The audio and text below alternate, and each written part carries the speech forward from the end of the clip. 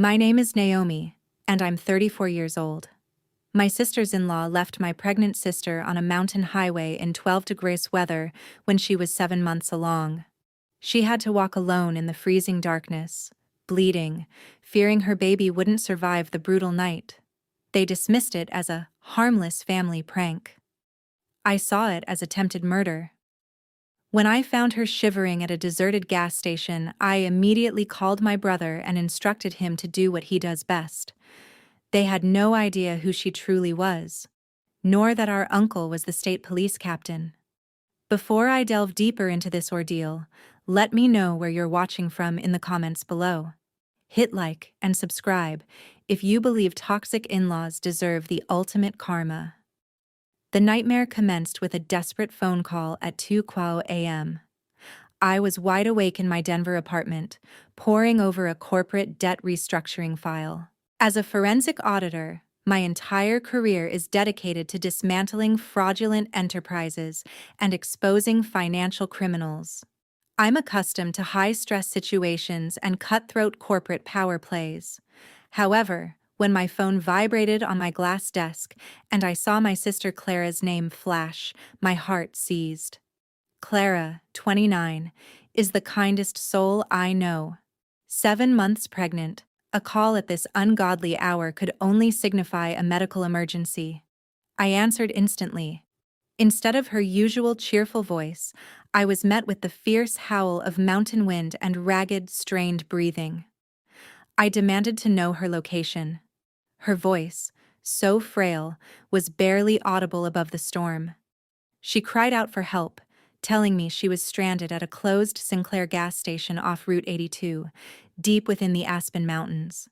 She was freezing, experiencing severe stomach cramps, and could no longer feel her extremities.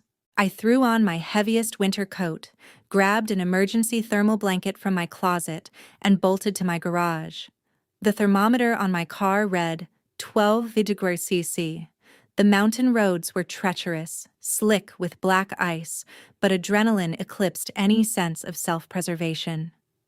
I navigated the winding mountain pass in my SUV like a maniac, my knuckles white on the steering wheel. A cold, calculated rage I'd never felt before coursed through me. 40 minutes later, my headlights illuminated the desolate gas station. A small figure was huddled against the ice-encrusted brick wall beneath a broken metal awning. I slammed on the brakes, shifted into park, and rushed out into the biting wind. The sight of her sent a chill straight to my bones. Clara was a tight ball on the concrete, desperately trying to protect her swollen belly. She was wearing only a thin maternity blouse and a light cardigan. No winter coat, no gloves. Her designer maternity pants were ripped open at both knees, the fabric sodden with dark, partially congealed blood. I scooped her up.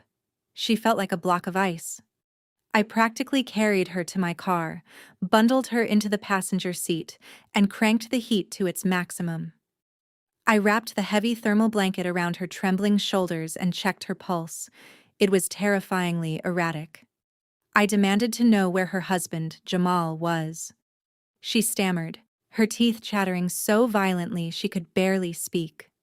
She explained that Jamal was in Chicago on a mandatory business trip.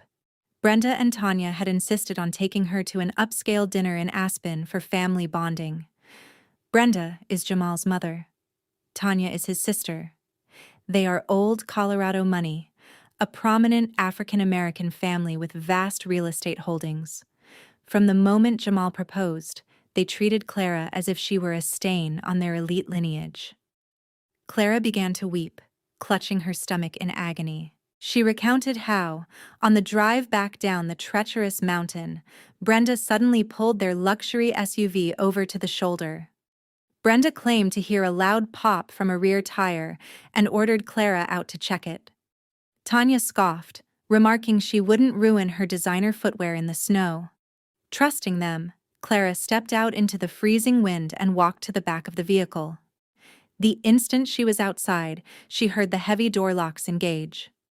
Tanya rolled down her window just enough to smirk and tell Clara to enjoy her midnight stroll.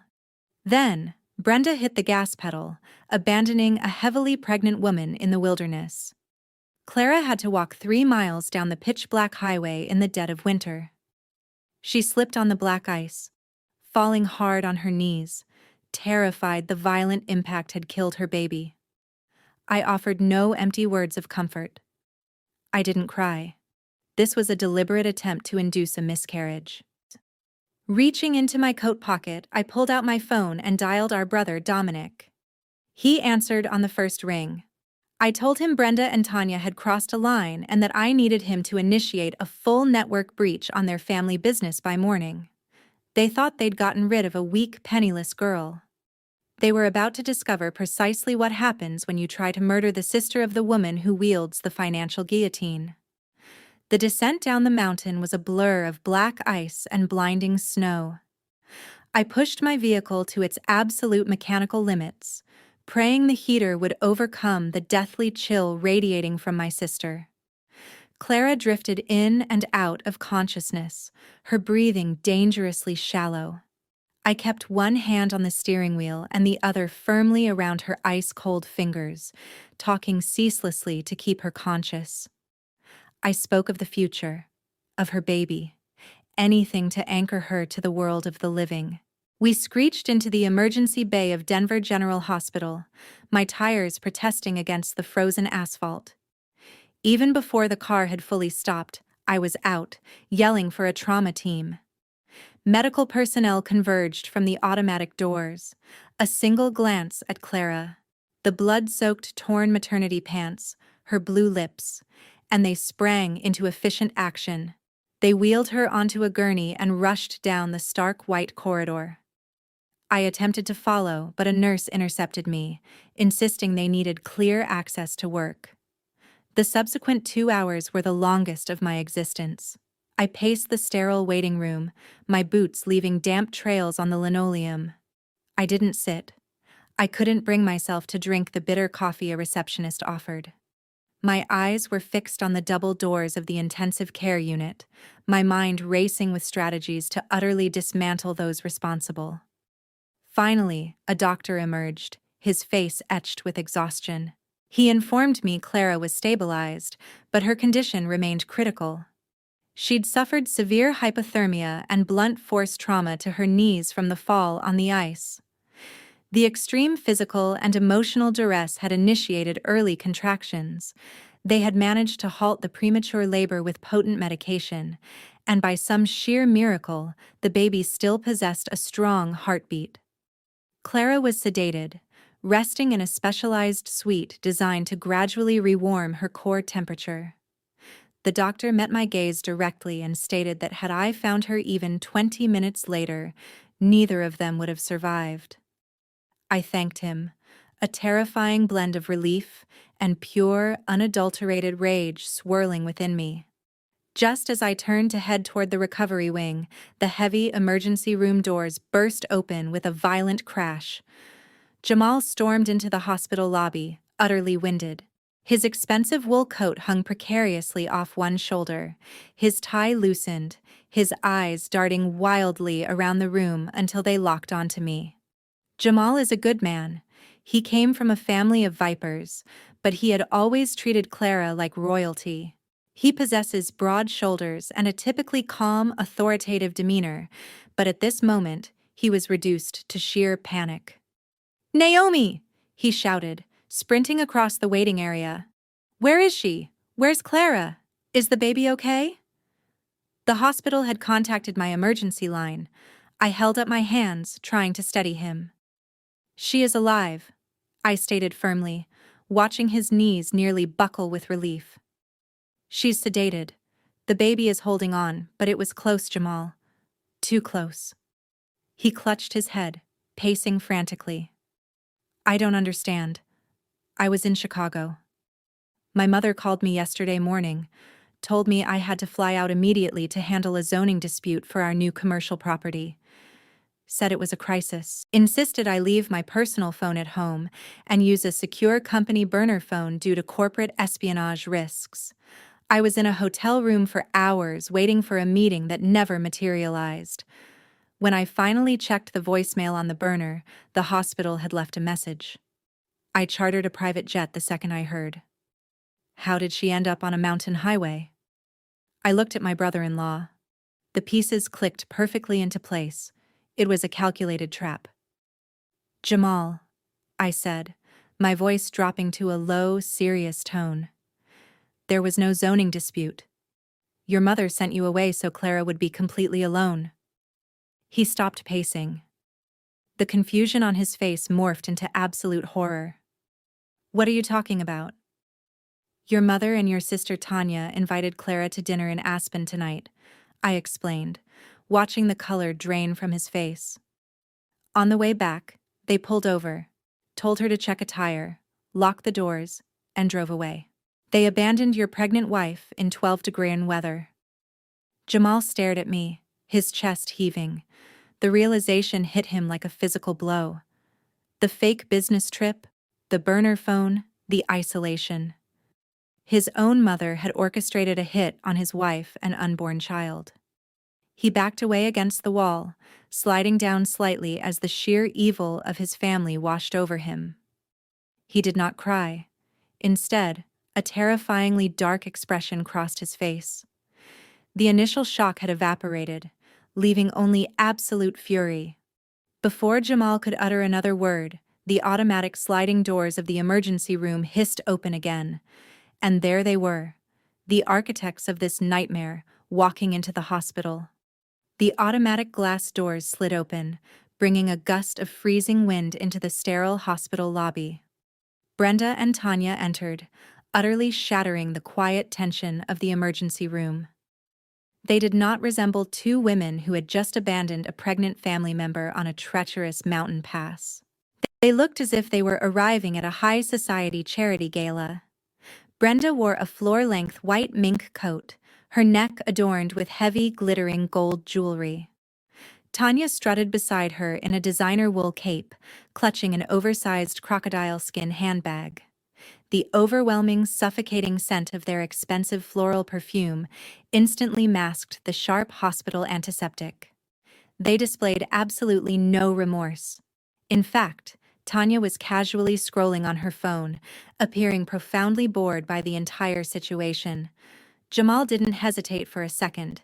He lunged across the waiting room, grabbing his mother by the shoulders of her fur coat, his eyes wild with a fury I had never seen in him before. "What did you do?" he roared, his voice echoing violently off the hospital walls. Nurses and patients turned to stare. "What did you do to my wife?" Brenda violently shoved his hands away and brushed her coat as if his touch had soiled the expensive fur. She looked at him with sheer annoyance. "Jamal, lower your voice this instant. You are making a ridiculous scene in front of the hospital staff. Have some dignity." "Dignity?" Jamal yelled, stepping closer, his chest heaving. "You sent me to Chicago on a fake business trip. You locked Clara out of the car in the middle of a blizzard. She is in the intensive care unit right now. She almost froze to death." Tanya rolled her eyes and sighed loudly, finally looking up from her screen. "Oh, please, Jamal, stop being so dramatic. We were only gone for 10 minutes. The girl just panicked and wandered off into the dark like an idiot." Before Jamal could respond, the lead trauma doctor exited the double doors. The doctor, gripping a medical clipboard and scowling fiercely, fixed his gaze on the trio. "Who is shouting in my emergency room?" he demanded. Brenda immediately smoothed her expression, adopting a fake, aristocratic smile. She stepped forward, extending a hand laden with diamond rings. "Doctor, I am Brenda, Jamal's mother. I apologize for my son's little outburst. He's merely overprotective. Please, don't tell me that fragile girl actually convinced you she was in real danger." The doctor merely glanced at her outstretched hand and did not take it. "Madam, your daughter-in-law was brought in with a core body temperature that was shutting down her internal organs. She had severe lacerations on her knees and was entering premature labor. Another half hour in those elements, and I would be signing 2 death certificates tonight." Instead of horror, Brenda let out a soft, dismissive laugh. She actually chuckled directly at the trauma surgeon. "Doctor, I assure you, it was nothing more than a harmless family initiation prank. You see, we come from a very prominent lineage. We have a certain standard to uphold in our community. Clara comes from a very weak, working-class background. We simply needed to test if she was resilient enough to carry our family's heir. A little walk in the snow builds character. We fully intended to drive back and pick her up. We just wanted to scare her a little, to see what she was made of." Tanya chimed in, crossing her arms defensively. "Exactly. If she cannot handle a little cold weather, how is she supposed to handle the immense pressure of running a real estate empire one day?" She completely overreacted. "It's her own fault for walking away from the drop-off point instead of waiting for us." The doctor looked at them as if they were alien beings. "You abandoned a woman in her third trimester in 12 degrees weather as a test?" he asked, his voice shaking with pure, unfiltered disgust. "It is a family tradition," Brenda snapped, her fake smile vanishing instantly. "It is none of your business how we manage our internal family affairs. Now, where is the billing department? I want to pay whatever nominal fee is required to get her discharged right now, so we can put this embarrassing spectacle behind us." Jamal stared at his mother and sister, as if seeing them for the very first time. His hands trembled with rage. He stepped directly into his mother's face. "You are a monster," he whispered, his voice cracking with terrifying intensity. "If my wife dies, or if my baby dies, I swear to God, I will tear your entire life apart, piece by piece." Brenda scoffed, entirely unfazed by her son's agony. "Stop acting like a commoner, Jamal. She is perfectly fine. Women have babies every day." I stood a few feet away, leaning against the cold wall, observing the entire exchange. I didn't scream. I didn't cry. I let them talk. I let them boast to a medical professional about their intentional cruelty. They were too arrogant to realize they had just confessed to a felony in a room full of witnesses. They thought their money made them untouchable. The tense standoff in the hospital lobby was suddenly broken by a nurse calling Jamal's name. She quietly informed him that Clara was awake. Without another word to his mother, Jamal sprinted past the reception desk and pushed through the double doors of the intensive care unit. I followed closely behind him. I expected Brenda and Tanya to take the opportunity to leave, but to my absolute disgust, the distinct clicking of their designer heels echoed right behind me. They bypassed the protesting security guard, arrogantly flashing their platinum credit cards and demanding access as immediate family members. We entered a dimly lit room filled with the rhythmic beeping of cardiac monitors. Clara looked incredibly small in the center of the mechanical bed, her skin still terrifyingly pale.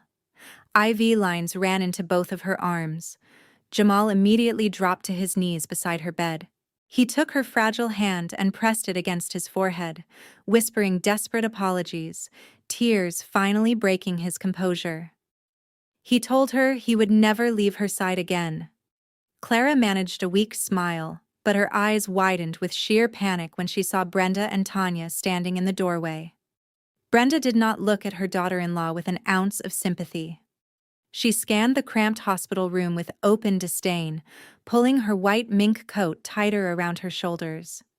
Tanya stood behind her, loudly chewing gum and scrolling on her phone, completely oblivious to the trauma they had just caused. Brenda let out a heavy sigh, opening her oversized crocodile skin handbag. She pulled out a leather-bound checkbook and a gold pen. She scribbled a number down, ripped the paper from the spine, and walked to the foot of the bed. With a dismissive flick of her wrist, she tossed the piece of paper right onto Clara's hospital blanket. It was a check for exactly $10,000. "Take that," Brenda said, directing her cold gaze toward me instead of Clara. "Buy the girl some decent maternity clothes so she doesn't look like a complete beggar next time we take her out in public. Use the rest to pay whatever copay this hospital demands and keep your mouth shut. We're done playing this little victim game tonight." Tanya finally looked up from her phone and smirked. "Honestly, If she had dressed appropriately instead of wearing cheap rags, she probably wouldn't have frozen so quickly. Consider it a generosity tax from us. Jamal shot up from the floor, his fists clenched, ready to physically throw his mother out of the room. I placed my hand on his shoulder and gently pulled him back. I did not scream. I did not throw the check back in her face. I did not let my anger consume me. In the world of forensic auditing, emotions get you fired. Evidence gets you convictions. I calmly stepped forward and picked the check off the blanket. I held it up to the harsh fluorescent light, inspecting the signature and the bold $10,000 figure. Then I looked directly at Brenda and smiled. It was not a warm smile. It was the calculated, dead-eyed smile of a predator watching a mouse walk willingly into a steel trap. I carefully folded the check in half and slid it deep into the breast pocket of my winter coat. "Thank you, Brenda," I said, my voice eerily calm and steady. "I appreciate the contribution, but you see, you are a bit confused about what this piece of paper actually is. You think this is hush money? You think this buys our silence. But in a court of law, this is what we call an admission of guilt." Brenda narrowed her eyes, her aristocratic posture stiffening. "What nonsense are you talking about?" I took one slow step toward her. "I want you to listen to me very carefully.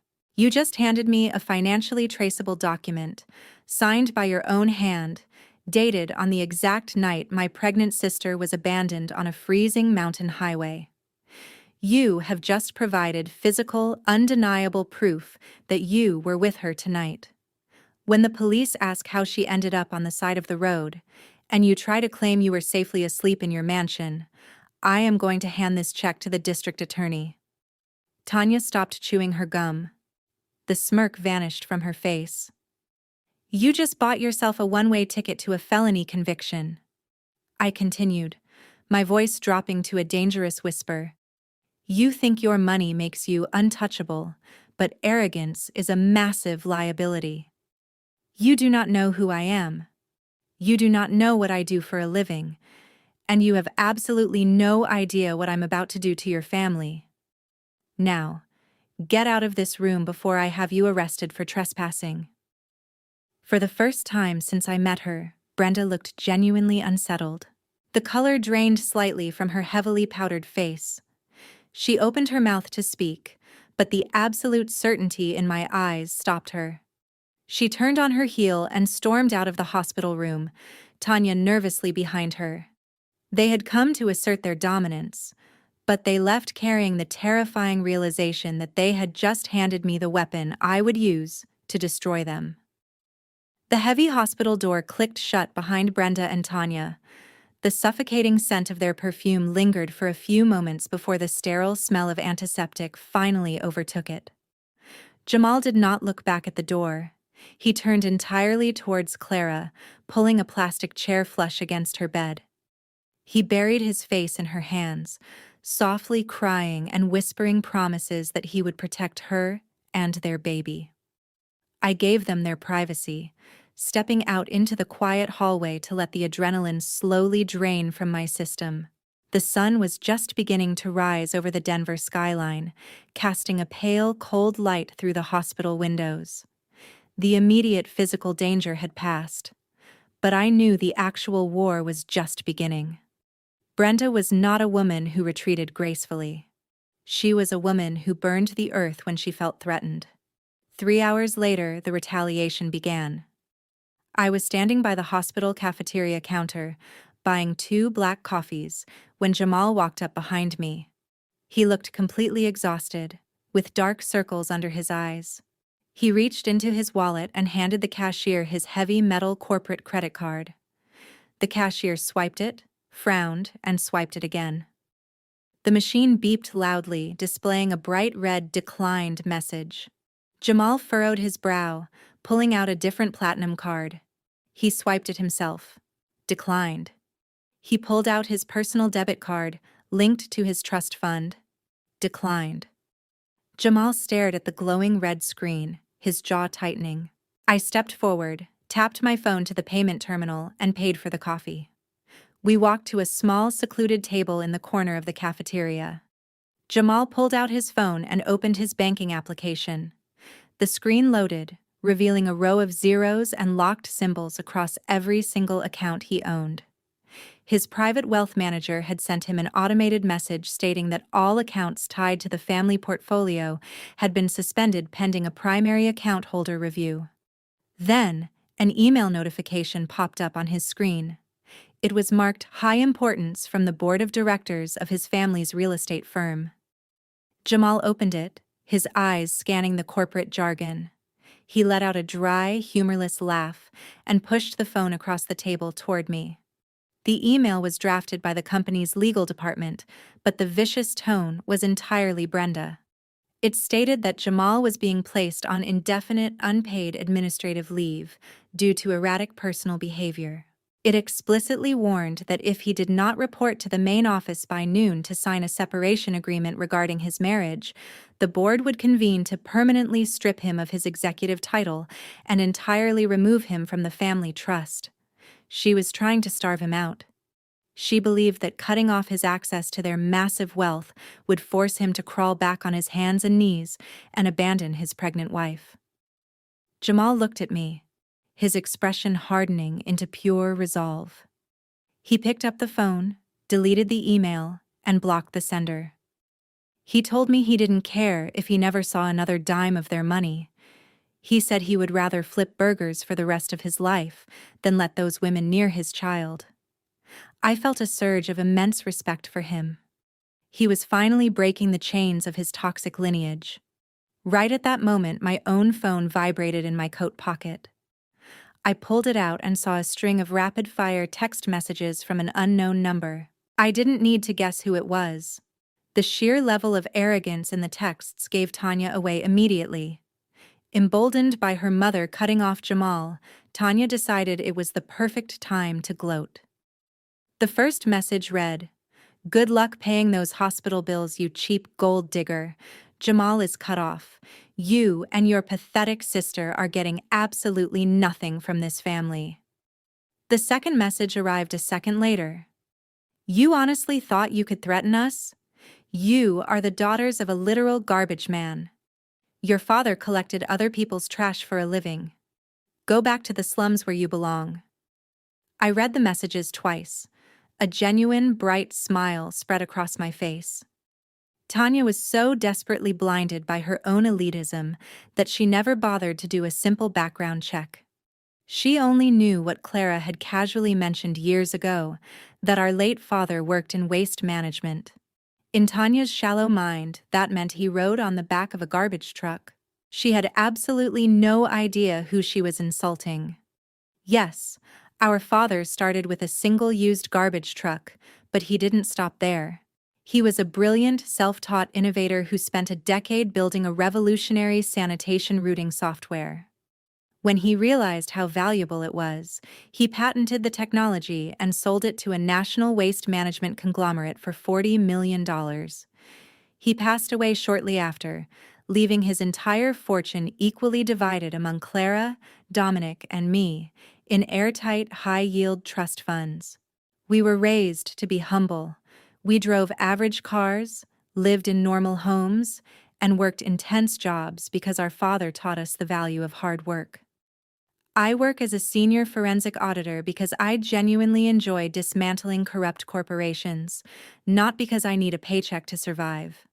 Clara, Dominic, and I possessed a level of quiet, liquid wealth that completely dwarfed Brenda's highly leveraged, debt-ridden real estate empire.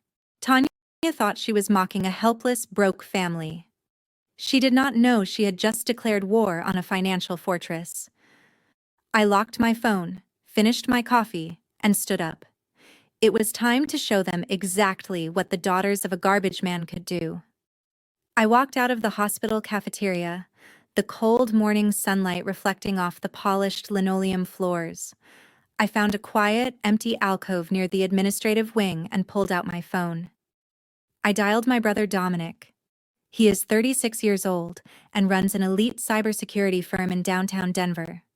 To the corporate world, he is a highly paid consultant who tests network vulnerabilities. To the underground community, He is one of the most brilliant white-hat hackers in the country. He answered on the first ring. The rapid clacking of a mechanical keyboard echoed through the speaker. "Tell me she is safe," Dominic said, his voice tight with lingering anxiety. "She is stable," I replied, staring out the window at the snow-covered parking lot. "Jamal is with her? They are keeping her sedated for now, but the doctor said she passed the critical window. The baby is holding on." I heard a heavy exhale on the other end of the line, followed by the sound of a coffee mug being set down hard on a wooden desk. "Good. Because I have been sitting in the dark for 3 hours waiting for your green light. Give me a target, Naomi." I smiled. "Tanya just texted me. She called us the broke daughters of a garbage man. She told me to go back to the slums and good luck paying the hospital bills." Dominic let out a sharp, genuine laugh. A garbage man. That is incredible. These people truly live in a bubble of their own absolute ignorance. "Did you tell her that our garbage man father developed the predictive sanitation routing software that her own city currently uses?" "I did not," I said, leaning against the cold glass of the window. "I think it is much better if they find out the hard way. They honestly believe we are desperate. They think cutting Jamal off from his trust fund is going to starve Clara out. They have no idea that Dad sold his patent for $40 million before he died. They do not realize Clara has an 8-figure trust fund sitting in a high-yield account that she never touches because she prefers living a quiet, modest life. People like Brenda and Tanya cannot comprehend wealth that does not scream for attention," Dominic replied, the keyboard clacking resuming at a much faster pace. "They buy mink coats and luxury cars on credit to look rich. Dad drove a 10-year-old truck and wore work boots, but he could have bought their entire neighborhood in cash. So, what is the play here? Do we just bury them in a civil suit?" "No," I said, my voice hardening. "A civil suit takes years. They will just hide behind their expensive lawyers and drag it out until Clara is exhausted. I want them destroyed right now. I want their reputation, their company, and their freedom completely dismantled." Dominic chuckled softly. "This is exactly why you became a forensic auditor, isn't it? You could have retired at 25 and lived on a private island with your share of the inheritance. Instead, you spend 80 hours a week hunting down corporate fraud." "I do not work for a paycheck, Dominic. I work for the leverage," I explained, watching a sleek black luxury car pull into the hospital parking lot below. "I became an auditor because I realized early on that the worst kinds of predators wear tailored suits and hide behind corporate entities. I hunt arrogant people who think the rules do not apply to them. I dissect their finances. I find their hidden leverage, and I use it to crush them. Brenda thinks she holds all the power because she controls Jamal's bank accounts. I want to know exactly what she is hiding in her own." "Consider it done," Dominic said, his tone shifting into pure professional focus. "I am bypassing the firewalls of their primary real estate firm right now. Give me a few hours. I will dig through their offshore accounts, their tax filings, their corporate debt ledgers, and every single deleted email on their private servers.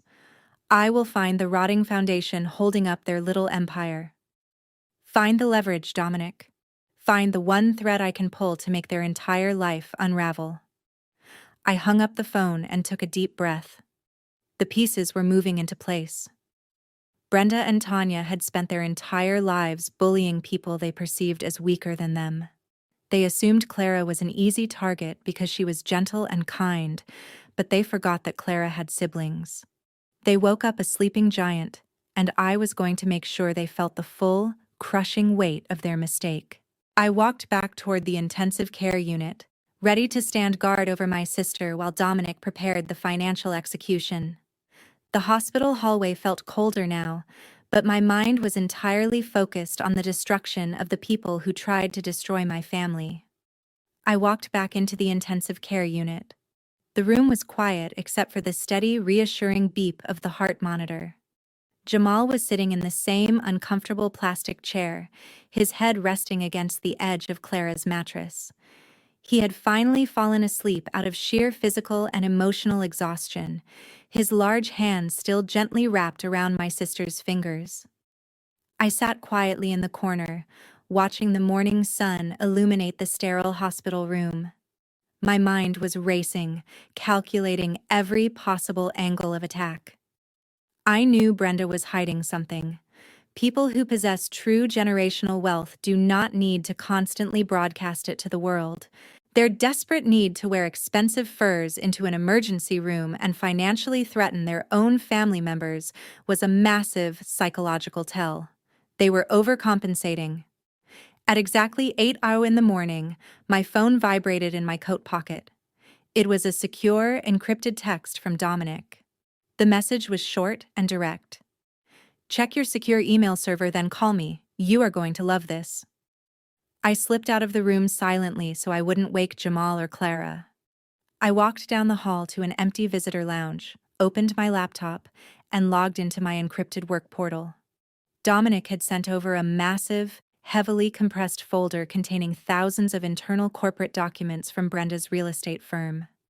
I pulled out my phone and dialed his number. He answered with a low, triumphant chuckle. "I have to admit," he said, his voice echoing slightly over the speaker, "I expected a challenge, but their corporate firewall was pathetically outdated. Do you know why? Because they have not paid their cybersecurity vendor in 8 months. Their IT department has been running on a skeleton crew." I opened the first master spreadsheet, my trained eyes instantly scanning the columns of red numbers. "What am I looking at, Dominic?" "You are looking at a spectacular, catastrophic financial meltdown," he replied, the excitement clear in his voice. "Brenda and Tanya have been parading around Denver like absolute royalty, but their entire real estate portfolio is completely underwater. They own 6 major commercial properties downtown, but 3 of them have been sitting completely empty since last year. Their rental income dried up, but their lavish lifestyle did not change." I scrolled down to the corporate debt ledger. My jaw tightened as I saw the sheer volume of high-interest loans. "They are highly leveraged," I murmured, analyzing the ridiculous interest rates they had agreed to. "Leveraged is an understatement," Dominic corrected. "They are drowning, but it gets so much better. Look at the file labeled Series B bonds." I opened the document. It was a prospectus for a massive bond issuance they sold to private investors 6 months ago. As a forensic auditor, I immediately recognized the structure. To issue corporate bonds of that size, you need to prove your commercial properties generate enough steady revenue to cover the massive interest payments. Cross-reference the occupancy rates on the bond prospectus with the actual internal rent rolls I attached in the next folder," Dominic instructed. I opened the second folder and compared the numbers side by side. A cold, victorious smile spread across my face. On the official bond documents filed with the state, Brenda claimed her commercial buildings were 95% occupied, but the internal private rent rolls proved they were barely at 40%. "They falsified the occupancy rates," I said, my voice dropping as the magnitude of the crime set in. "They lied to their investors about their revenue to secure millions of dollars in bonds." "Exactly," Dominic confirmed. "It is textbook bond fraud, a massive federal offense. They use the new bond money to pay the mortgages on the empty buildings and to fund their own luxury shopping sprees. It is essentially a corporate Ponzi scheme. But here is the absolute best part. The music is about to stop. Look at their upcoming liabilities." I navigated to the upcoming payment schedule. A massive, glaring red number jumped off the screen. They had a balloon payment of $5 million due on a primary bank loan in exactly 7 days. If they defaulted on that payment, the bank would audit their properties, the bond fraud would be exposed, and the entire house of cards would violently collapse. "They are entirely out of cash," Dominic said quietly. "They are one missed payment away from total bankruptcy and federal prison." That is why Brenda was so desperate to control Jamal, I realized. She needed his clean trust fund to help cover the deficit. When he chose Clara tonight, she lost her emergency parachute. I stared at the screen, the ultimate weapon now resting perfectly in my hands. Brenda was backed into a terrifying corner. She was suffocating under the weight of her own criminal arrogance. I knew exactly what she would do next. Desperate people always look for fast money. She would try to secure a high-risk short-term bridge loan from a corporate equity firm to cover the $5 million balloon payment. Dominic, I said, closing my laptop with a satisfying snap, send all of these files to my secure server at Apex Holdings. Are you going to report them to the authorities? He asked. Not yet, I replied, a chilling sense of purpose washing over me. I am going to let Brenda think she found a lifeline. I am going to let her walk right into my territory. By the end of this week, I will not just expose her fraud. I will own her entire empire. I closed my laptop and walked back to the intensive care unit. The hospital corridors were bustling with morning shift nurses pushing heavy medical carts, but inside Clara's room, a fragile peace remained. Jamal was still asleep in the uncomfortable plastic chair, his head resting heavily near Clara's shoulder. She was awake now, staring blankly at the ceiling. Her face extremely pale, but her eyes clear. I walked to her bedside, brushed a strand of hair from her forehead, and gently squeezed her hand.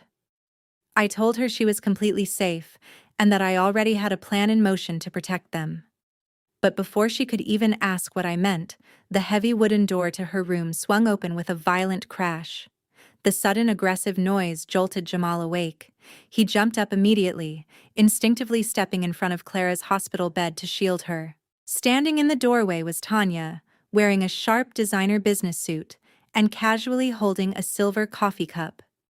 Right behind her was a short, balding man carrying a scuffed leather briefcase. He had the unmistakable greasy aura of a bottom-feeding corporate lawyer. Tanya did not even acknowledge Jamal. She marched straight to the foot of the hospital bed, her expensive heels clicking loudly and obnoxiously against the polished linoleum floor. I am going to make this extremely quick because the smell of this hospital is making me nauseous, Tanya announced, waving her hand dramatically in front of her face. This is Mr. Higgins. He is one of the senior partners at our family legal firm. We brought some paperwork that needs to be signed immediately. Jamal glared at his sister, his entire body tensing with anger. Get out of this room right now, Tanya. My wife is in intensive care. You have absolutely no right to be here. Tanya ignored him entirely. She snapped her fingers, and Mr. Higgins pulled a thick stack of legal documents from his briefcase. He walked forward and dropped them right onto Clara's rolling tray table. The heavy thud made Clara flinch. Tanya crossed her arms and offered a deeply venomous smile. Since Jamal decided to throw a childish tantrum and get himself cut off from the family fortune, we had to do a thorough review of his financial obligations, Tanya stated coldly. It turns out, without our mother's money, he cannot even afford the basic deductible for this hospital stay. And since you do not have health insurance that covers premature neonatal care, you are looking at a medical bill of roughly $300,000. Clara looked at the stack of papers, her breathing hitching in sheer panic. What is this? She whispered, her voice trembling. Tanya leaned forward, resting her hands on the edge of the bed. That is an addendum to the prenuptial agreement you supposedly signed before the wedding. My mother is a very generous woman, Clara. She is willing to cover every single dime of your medical expenses. She will pay for the best doctors, the best incubators, and a private recovery suite. But in exchange, you are going to sign over full permanent legal and physical custody of the child to my mother the very moment it is born. Jamal erupted.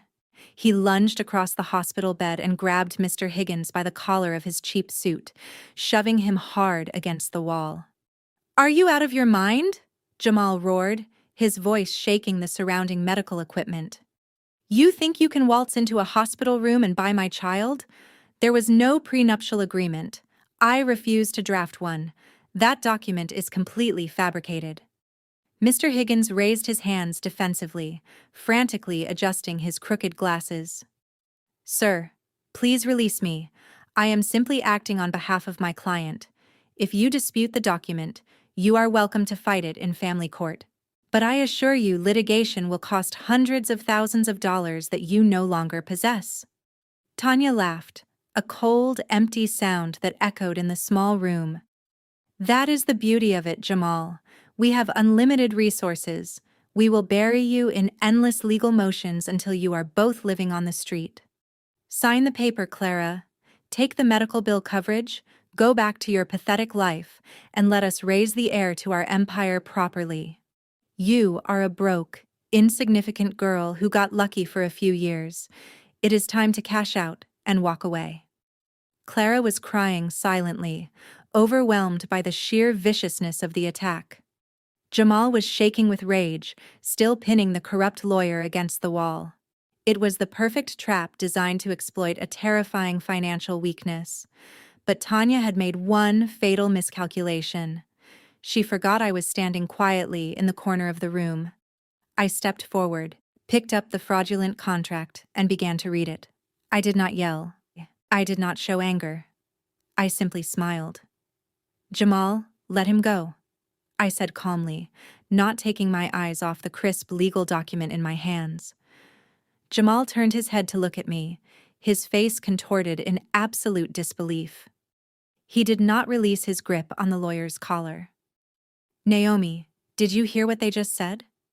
They are trying to steal my baby. This contract is completely fake. I know exactly what they are trying to do. I replied, keeping my voice soft and measured. But assaulting a lawyer in a hospital room is exactly what Tanya wants. It will give her leverage to call the police and have you arrested. Let him go right now. Jamal hesitated, his chest heaving, but the logic pierced through his anger. He slowly opened his hands, letting Mr. Higgins stumble backward. The lawyer violently straightened his wrinkled suit jacket and gasped for air, his face flushed red. Tanya smirked, crossing her arms in triumph. Finally, someone in this pathetic room has a functioning brain, she said. I am glad you understand your position, Naomi. You have no money. Jamal has no money. My mother holds all the cards. I lowered the document and looked at Tanya carefully, schooling my features into an expression of defeated resignation. I needed her to believe that her psychological warfare was working. I needed her to feel like an absolute conqueror. Tanya, you have to understand this is a massive shock, I said, making my voice sound appropriately desperate. Clara just survived a traumatic experience. We cannot pay a $300,000 medical bill. We know that. But asking a mother to sign away her child before it is even born is extreme. Cannot we negotiate a payment plan? Tanya let out a harsh, mocking laugh. A payment plan? With what money? Your salary as a glorified accountant. No, Naomi. The terms are non-negotiable. Clara signs the child over to my mother, or we walk out that door and you figure out how to pay this hospital on your own. You have 24 hours to decide. Mr. Higgins adjusted his crooked glasses, trying to regain his professional composure. He reached out to take the document back from me. If your sister refuses to sign, we are fully prepared to file an emergency custody petition the moment the child is born, citing financial instability and an unfit living environment. We will tie you up in litigation for years. I pulled the document out of his reach. I looked down at the floor, acting as if I was swallowing my pride. Then I looked back up at the lawyer. We will review it, I said quietly. Naomi. No. Clara sobbed from the bed, her voice cracking. I am not giving them my baby. I walked over to Clara, taking her hand and giving it a firm double squeeze. It was our childhood signal. It meant, trust me completely. We have no choice, Clara, I said aloud for Tanya to hear. We do not have the funds to fight a family with this kind of wealth, but Mr. Higgins, If we are going to consider this, the contract is too vague regarding Clara's immediate medical care. Higgins frowned. What do you mean? I flipped to the second page of the fabricated agreement. It says Brenda will cover medical expenses, but it does not specify neonatal intensive care costs, private recovery rooms, or specialized pediatric surgeons if there are complications from the extreme cold exposure. If Clara is going to make the ultimate sacrifice, you need to guarantee her physical safety in writing. I want a fully revised contract detailing every single medical contingency, and I want it drafted by tomorrow morning. Tanya rolled her eyes impatiently. Fine, Higgins, add whatever medical clauses the beggar wants. Just make sure the custody relinquishment is airtight. Mr. Higgins looked slightly nervous. Miss Tanya, drafting those specific medical contingencies will require extensive consultation with hospital administrators. It will take me and my paralegal team at least 10 billable hours to expedite the revisions by tomorrow morning. I do not care what it costs, Tanya snapped, completely falling for the bait.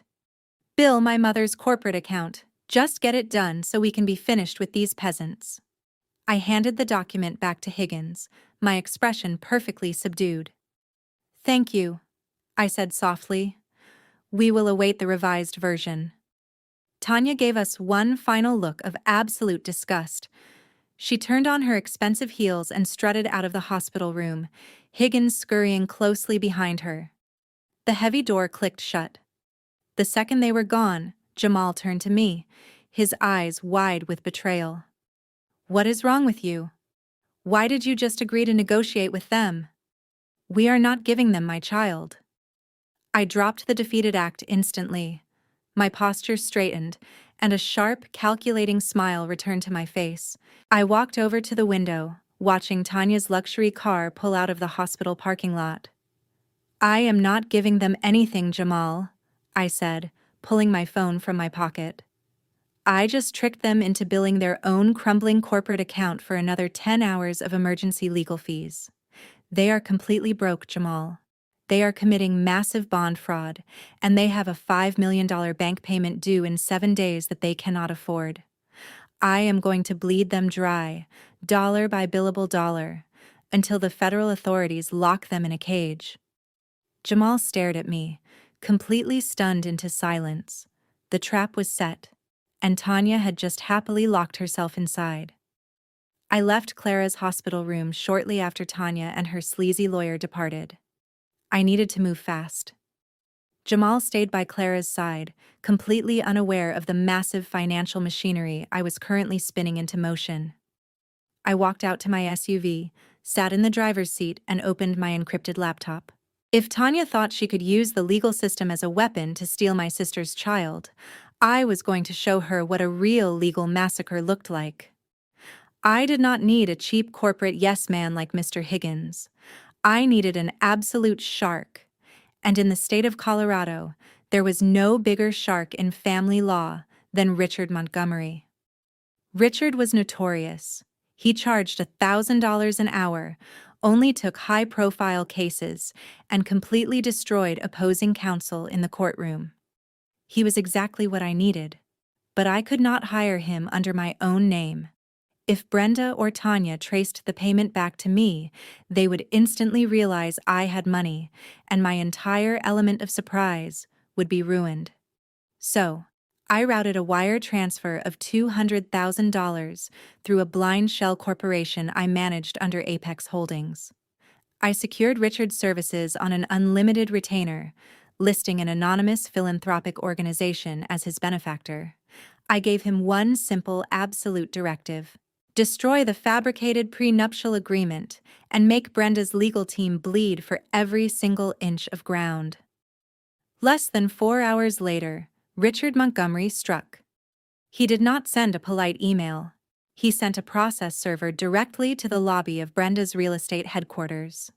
The server walked right past the security desk and handed Mr. Higgins an emergency injunction, a cease and desist order regarding the unborn child, and a brutal notice of intent to sue for extreme emotional distress and medical endangerment. When Mr. Higgins read the name of the opposing counsel, Dominic told me the man practically dropped his briefcase in sheer terror. Dominic was actively monitoring their internal corporate communications, intercepting every email and phone call. He called me later that afternoon, laughing so hard he could barely speak. He patched me into a recorded phone call between Brenda and Tanya. The audio quality was crystal clear. Brenda was screaming at the top of her lungs, shattering the polished, aristocratic facade she loved to project. "How in the world did that penniless girl get Richard Montgomery?" Brenda shrieked through the phone. "Do you have any idea who that man is? He destroyed the mayor in his divorce trial last year. He requires a six-figure retainer just to look at a file. Where is the money coming from?" Tanya sounded frantic, her previous arrogance completely vaporized. "I do not know, Mother." Higgins said it looks like some anonymous domestic violence charity took up her case. They filed an injunction against our custody addendum. Higgins says Montgomery is demanding a full forensic audit of our personal finances to prove we can actually provide a stable environment for the child. If he looks at our accounts, he will see the bond deficit. He will see everything. The sheer panic in Tanya's voice was absolute music to my ears. I had intentionally instructed Richard to threaten a financial discovery motion. It was a terrifying trigger word for someone currently committing federal fraud. Brenda realized that if she backed down now, Richard would steamroll them and expose their crumbling empire to the authorities. She only had one option left, driven entirely by her massive ego and her desperate need for absolute control. "I am not losing to a charity case," Brenda snarled into the phone. "Call Higgins. Tell him to hire the 4 best litigators in his firm to assist him. I want a team of 5 lawyers working around the clock. Bury Montgomery and paperwork.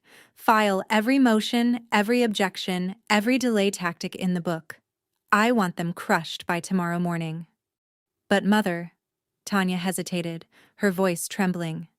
"Higgins requires an upfront retainer of $50,000 per lawyer for emergency litigation off his scale. We do not have $250,000 in liquid cash. Our operating accounts are completely drained. The balloon payment for the bank is due in exactly 6 days. Liquidate the emergency corporate reserves," Brenda commanded blindly. "Sell the remaining company stock options at a loss if you have to. Just get the cash and pay the lawyers. We will secure that bridge loan from Apex Holdings to cover the bank payment. Do it now."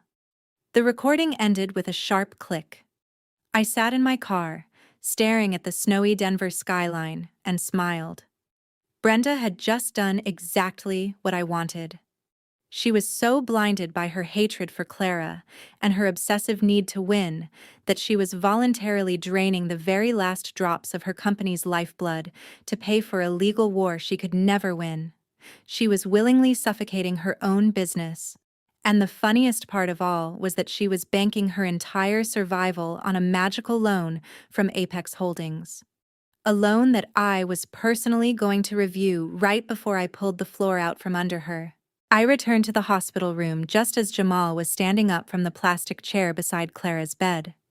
He was putting on his heavy winter coat and looked entirely different.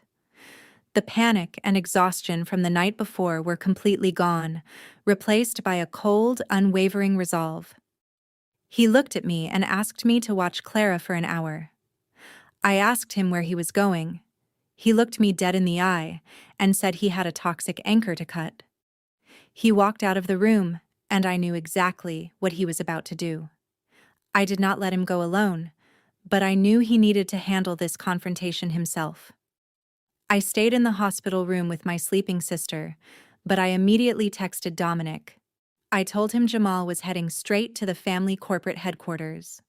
Within minutes, Dominic hacked into the executive office security cameras and patched the live high-definition feed directly to my encrypted laptop. I sat in the quiet hospital room, watching the video feed on my screen as Jamal marched through the heavy glass doors of his mother's real estate firm. Brenda and Tanya were pacing nervously inside Brenda's opulent corner office. They looked incredibly stressed. likely panicking over the massive retainer they had just had to drain from their accounts to pay their new legal team. When Jamal walked through the door, Brenda immediately stopped pacing. She straightened her posture quickly, plastering on a look of smug superiority. Even before Dominic managed to route the audio feed, I could read her body language perfectly. She thought Jamal was crawling back to her. She honestly believed that the threat of cutting off his trust fund had worked, and he was there to beg for financial forgiveness. Jamal walked straight up to her massive mahogany desk. He reached into his coat pocket and pulled out the legal separation agreement the company had emailed him that morning. He grabbed a heavy gold pen from Brenda's desk, flipped to the very last page, and signed his name with aggressive sweeping strokes. He tossed the signed document directly onto her keyboard. Then he unclipped his executive security badge from his belt. He did not place it gently on the desk. He dropped it onto the floor right at Brenda's designer heels. Dominic suddenly managed to bypass the final firewall and routed the room's intercom microphone to my speakers. The audio crackled to life just in time for me to hear Jamal's final declaration. "I am completely done," Jamal said, his voice echoing with absolute finality. "I formally renounce the trust fund. I resign from the board of directors. I want absolutely nothing to do with this company, this legacy, or either of you. I am choosing my wife and my child. Do not ever contact my family again." Brenda stared at the corporate badge resting on the floor, her face twisting into a terrifying mask of pure, unhinged rage. Her aristocratic control shattered entirely. "You ungrateful fool!" she screamed, stepping furiously around the desk. "You think you can just walk away from me? You are nothing without my money. You have never struggled a single day in your life. That pathetic girl has poisoned your mind and you are throwing away an empire for her." Jamal did not flinch. He turned his back on her and started walking toward the door. Brenda's voice ascended to a hysterical, echoing register. "If you walk out that door, I will destroy you. I vow to permanently shatter both of your lives. I will exhaust every last cent I own to ensure you never secure employment in this entire state. I will submerge your wife in legal battles until she utterly collapses." Jamal continued his stride, unfazed. He pushed through the glass portals and exited the building, departing as a man completely liberated. Back in the office, Brenda was hyperventilating. Tanya hurried to her side, a picture of genuine panic. "Mother, what are we to do? We've just depleted the emergency accounts for the lawyers. We require immediate funds to survive." Brenda slammed her hands on the desk, her eyes blazing with vindictive desperation. She was utterly consumed by the imperative to dismantle Jamal and Clara, to assert her dominion. She seized the telephone. "Get the broker on the line," Brenda commanded Tanya, her voice trembling with adrenaline. "We're expediting a loan for Apex Holdings today. Instruct them to double the requested amount to $10 million. We need sufficient capital to destroy Jamaland and satisfy the bank's demands." Tanya muttered in a trembling voice, "Mother, to secure a loan of this magnitude immediately, we need substantial collateral. The commercial property is already encumbered." Brenda looked out the window, her expression hardening, as if she were gripped by absolute madness. "Then use the family's primary assets. Mortgage the mansion." I froze in horror, horrified by this audacious venture. Mortgaging the family home meant financial ruin if the loan was defaulted. However, Brenda, blinded by arrogance and a thirst for revenge, was indifferent. I noticed the feed had cut off, and slowly closed the laptop. My Brenda had just handed me the keys to her domain. I watched the screen fade to black and closed the laptop just as Jamal Ray entered the hospital room. He had appeared. He sat down next to Clara again, gently taking her hand. I refrained from informing him of the financial quagmire I currently found myself in. He had just made the most difficult decision of his life to protect his budding family, and he deserved a moment of pure peace. Not being able to bear jealousy? No, that was impossible. Meanwhile, on the other side of the metropolis, Brenda was acting dandy, like a cornered person. Thanks to Dominic's constant monitoring of their communications networks, I overheard her aggressively contacting her senior financial broker. She wasn't asking for financial advice, she was demanding immediate execution. She instructed him to finalize the paperwork for a $10 million bridging loan from Apex Holdings by the end of the business day. The broker sounded terrified on the recorded call. He virtually implored her to reconsider. He elucidated that utilizing the ancestral family estate as collateral for a high-interest corporate bridge loan was exceedingly perilous. Should the commercial real estate market decline, or should they miss a single payment deadline, Apex Holdings would possess the legal prerogative to foreclose on their multi-million-dollar residence within 48 hours. Brenda scoffed at him. She labeled him a coward lacking foresight. "I do not compensate you to deliver financial lectures," Brenda retorted over the phone. "I compensate you to execute my directives. My family has conducted business in Colorado for 4 generations. Apex Holdings is fully cognizant of our identity. They will not foreclose on a historic estate due to a transient cash flow issue. Simply process the application. I played golf with the regional director of Apex last month.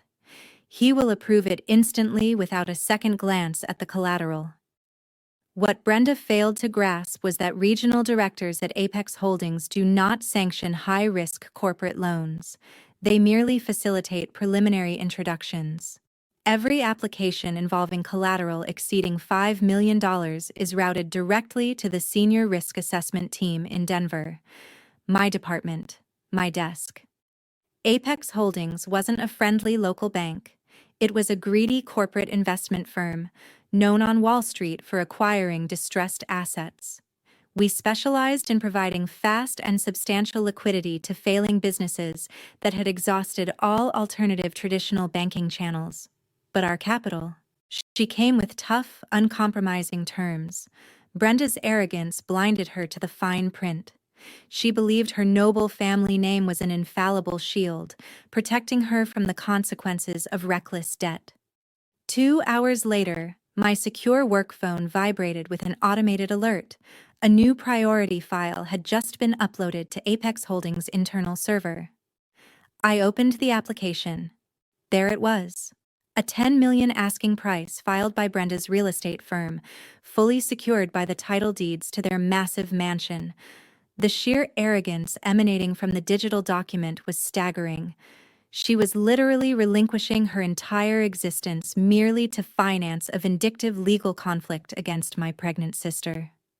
Dominique re-established access to her office audio feed later that afternoon. The panic that had earlier consumed Brenda and Tanya had completely dissipated, supplanted by an intoxicating, delusional sense of triumph. I could discern the distinct sound of a champagne cork popping, followed by the clinking of crystal glasses. "I told you there was absolutely nothing to worry about," Brenda boasted to Tanya, her voice betraying a slight slur from expensive champagne. "The broker just called. Apex Holdings accepted the application without a single query. We will have the $10 million wired into our corporate operating account by tomorrow morning. It pays to have the right connections in the city." Tanya exhaled a sound of profound relief. "I was actually nervous for a moment, Mother. Higgins mentioned that lawyer Montgomery was preparing a massive financial discovery motion. If he had seen the depleted bank accounts, we would have been ruined. Now we can afford the legal retainers, pay the bank, and utterly crush Jamal and that pathetic girl in court. I cannot wait to witness Naomi's expression when Higgins serves them with the new custody lawsuit," Tanya added, laughing callously. "She acted so tough in the hospital, pretending they actually had a choice. Once we freeze whatever pitiful assets they possess, they will break." "Precisely," Brenda concurred, her tone dripping with venom. "We are going to bury them in so much litigation they will be unable to breathe. By the time I am finished, that little garbage collector's daughter will be imploring me to take the child merely so she can afford to eat. No one challenges our family and survives. We are utterly invincible." I sat in the quiet hospital corridor, listening to them celebrate their own impending destruction.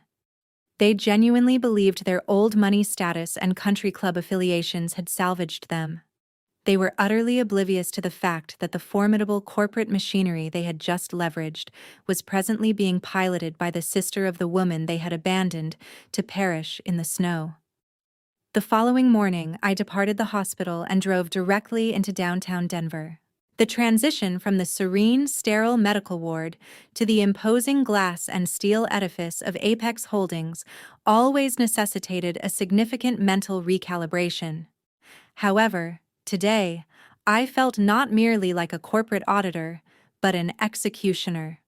I ascended via the private executive elevator to the 50th floor, emerging into a vast suite of polished marble and panoramic vistas.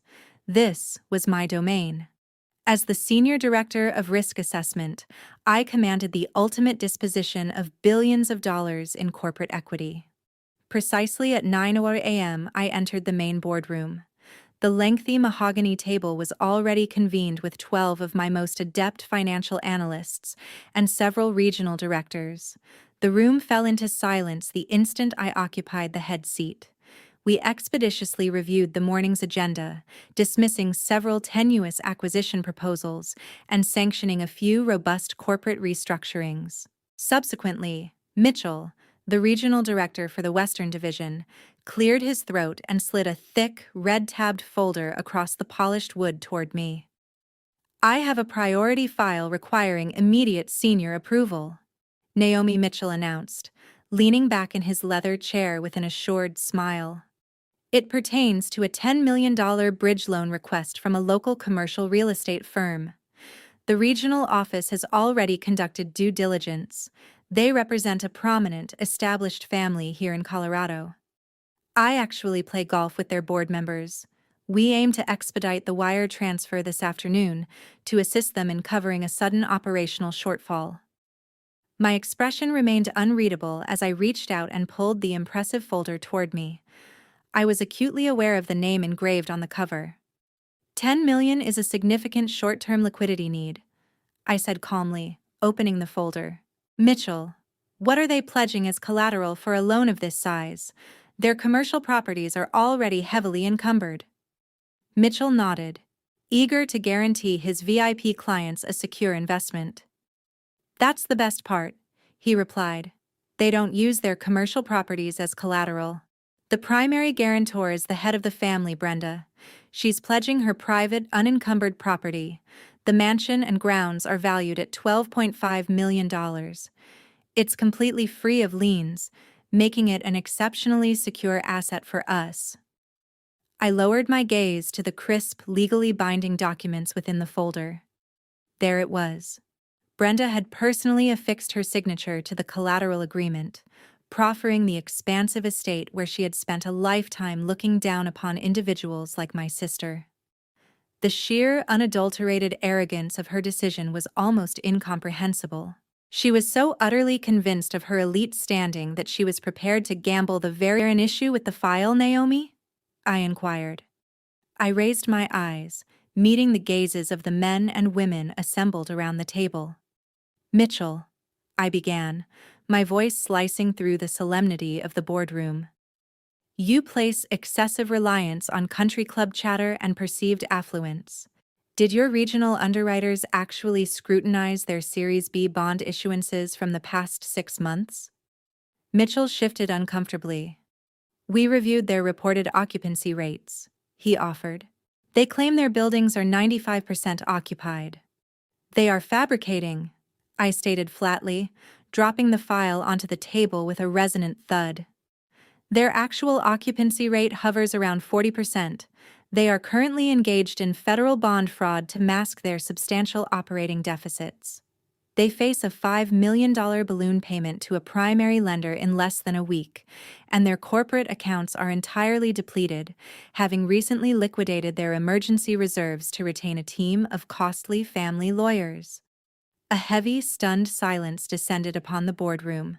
The analysts promptly began tapping furiously on their laptops, desperately attempting to corroborate the financial bombshell I had just detonated. Mitchell turned ashen, realizing he had nearly sanctioned a substantial loan to a fraudulent, failing entity. If they are insolvent and perpetrating fraud, Mitchell stammered, we must deny the application immediately and flag them in the federal banking system. No, I replied softly, leaning forward and resting my hands on the mahogany surface. If we deny the loan, they will simply scramble to secure a predatory private lender. We are not going to deny it. Mitchell stared at me in disbelief. You intend to approve a $10 million wire transfer to a company you've just proven is bankrupt? I am assuming personal control of this file, I responded, retrieving the folder and rising from my chair. I require the legal department to draft the approval contracts forthwith, but I will personally restructure the terms. They desire our capital, Mitchell, and I shall provide it. I instructed the room to disperse, requesting only my lead corporate attorney, a shrewd individual named David, to remain. The heavy mahogany doors clicked shut, leaving only the two of us in the expansive boardroom. I handed David the red folder containing Brenda's loan application. I informed him that we would approve the $10 million bridge loan, but that we would restructure the collateral agreement with a highly specific, devastating addition. I wanted him to embed an immediate recall clause deep within the fine print. In the realm of corporate finance, an immediate recall clause represents the ultimate poison pill. It stipulates that if the borrower is found to have misrepresented any financial data on their application, or if they are actively under investigation for any federal financial crimes, Apex Holdings possesses the unequivocal right to demand full repayment of the loan within 24 hours. If the borrower cannot produce the requisite funds, we instantly seize the collateral. No court proceedings, no grace periods, just immediate, absolute foreclosure. David perused the file, his eyes widening as he observed the falsified occupancy rates I had provided from Dominic's hack. He looked up at me, a sharp smile forming on his lips. He understood precisely what I was orchestrating. I was not merely extending credit to a failing enterprise. I was providing them with the instrument of their own demise. David assured me that he would bury the clause so profoundly within the dense legal verbiage on page 47 that Brenda's standard real estate attorneys would never uncover it unless they spent days scrutinizing it. However, Brenda did not possess days.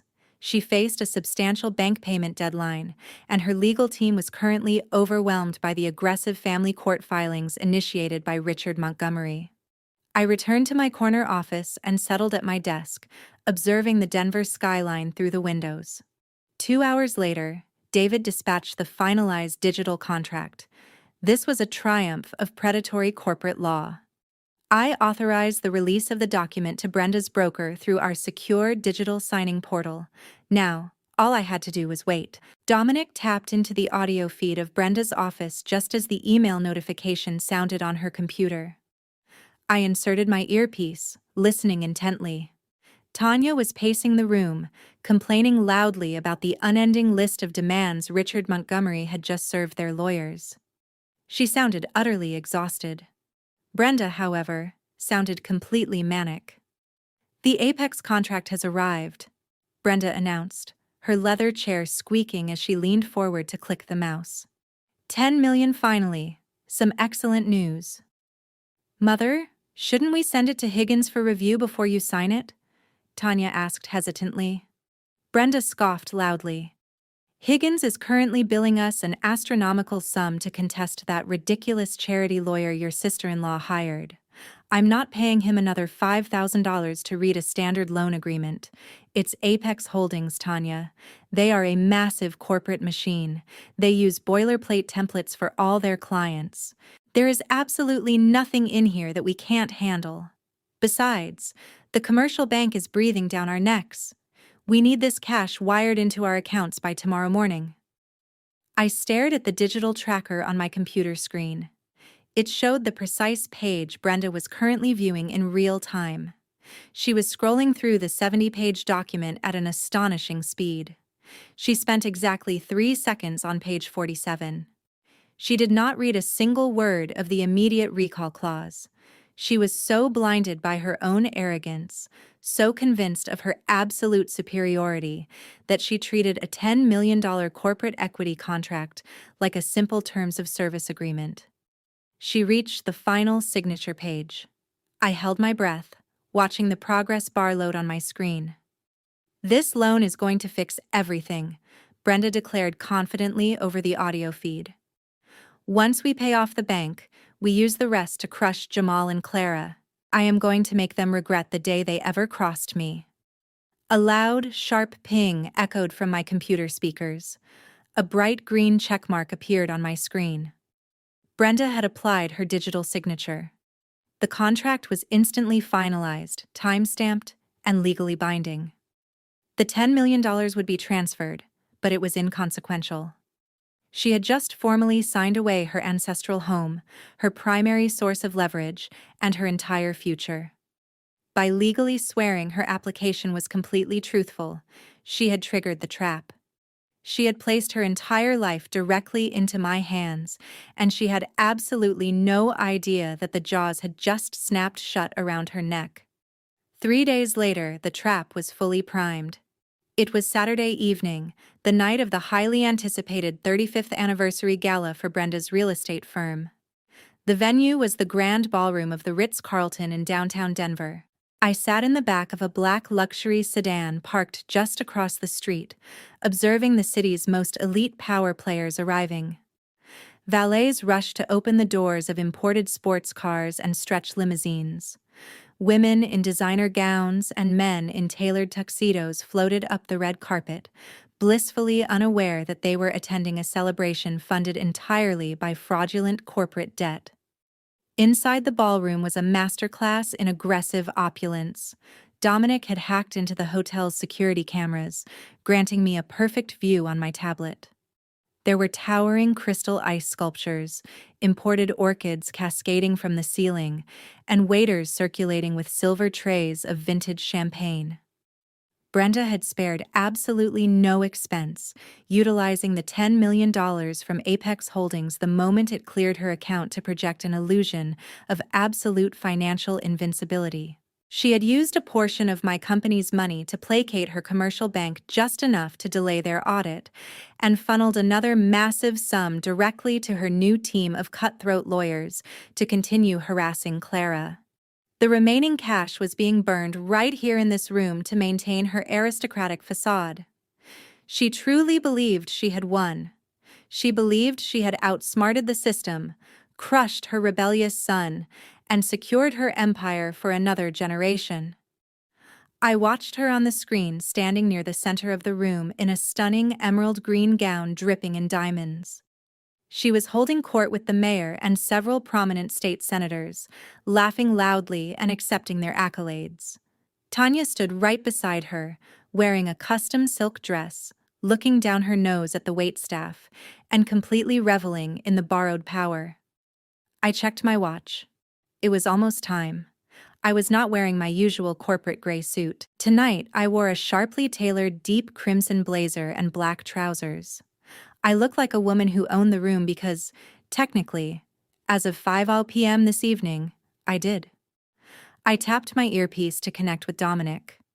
I asked him if the legal notices were ready to be deployed. He laughed softly in my ear, confirming that every single financial institution, news outlet, and board member in the city would receive the foreclosure documents the moment I gave the signal. I told him to stand by. I stepped out of the sedan and handed my keys to the valet. I walked past the security checkpoint with absolute ease. I did not need an invitation. I was the senior director of the firm that held the deed to the entire building's event space.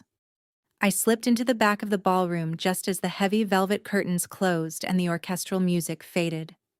A spotlight hit the main stage.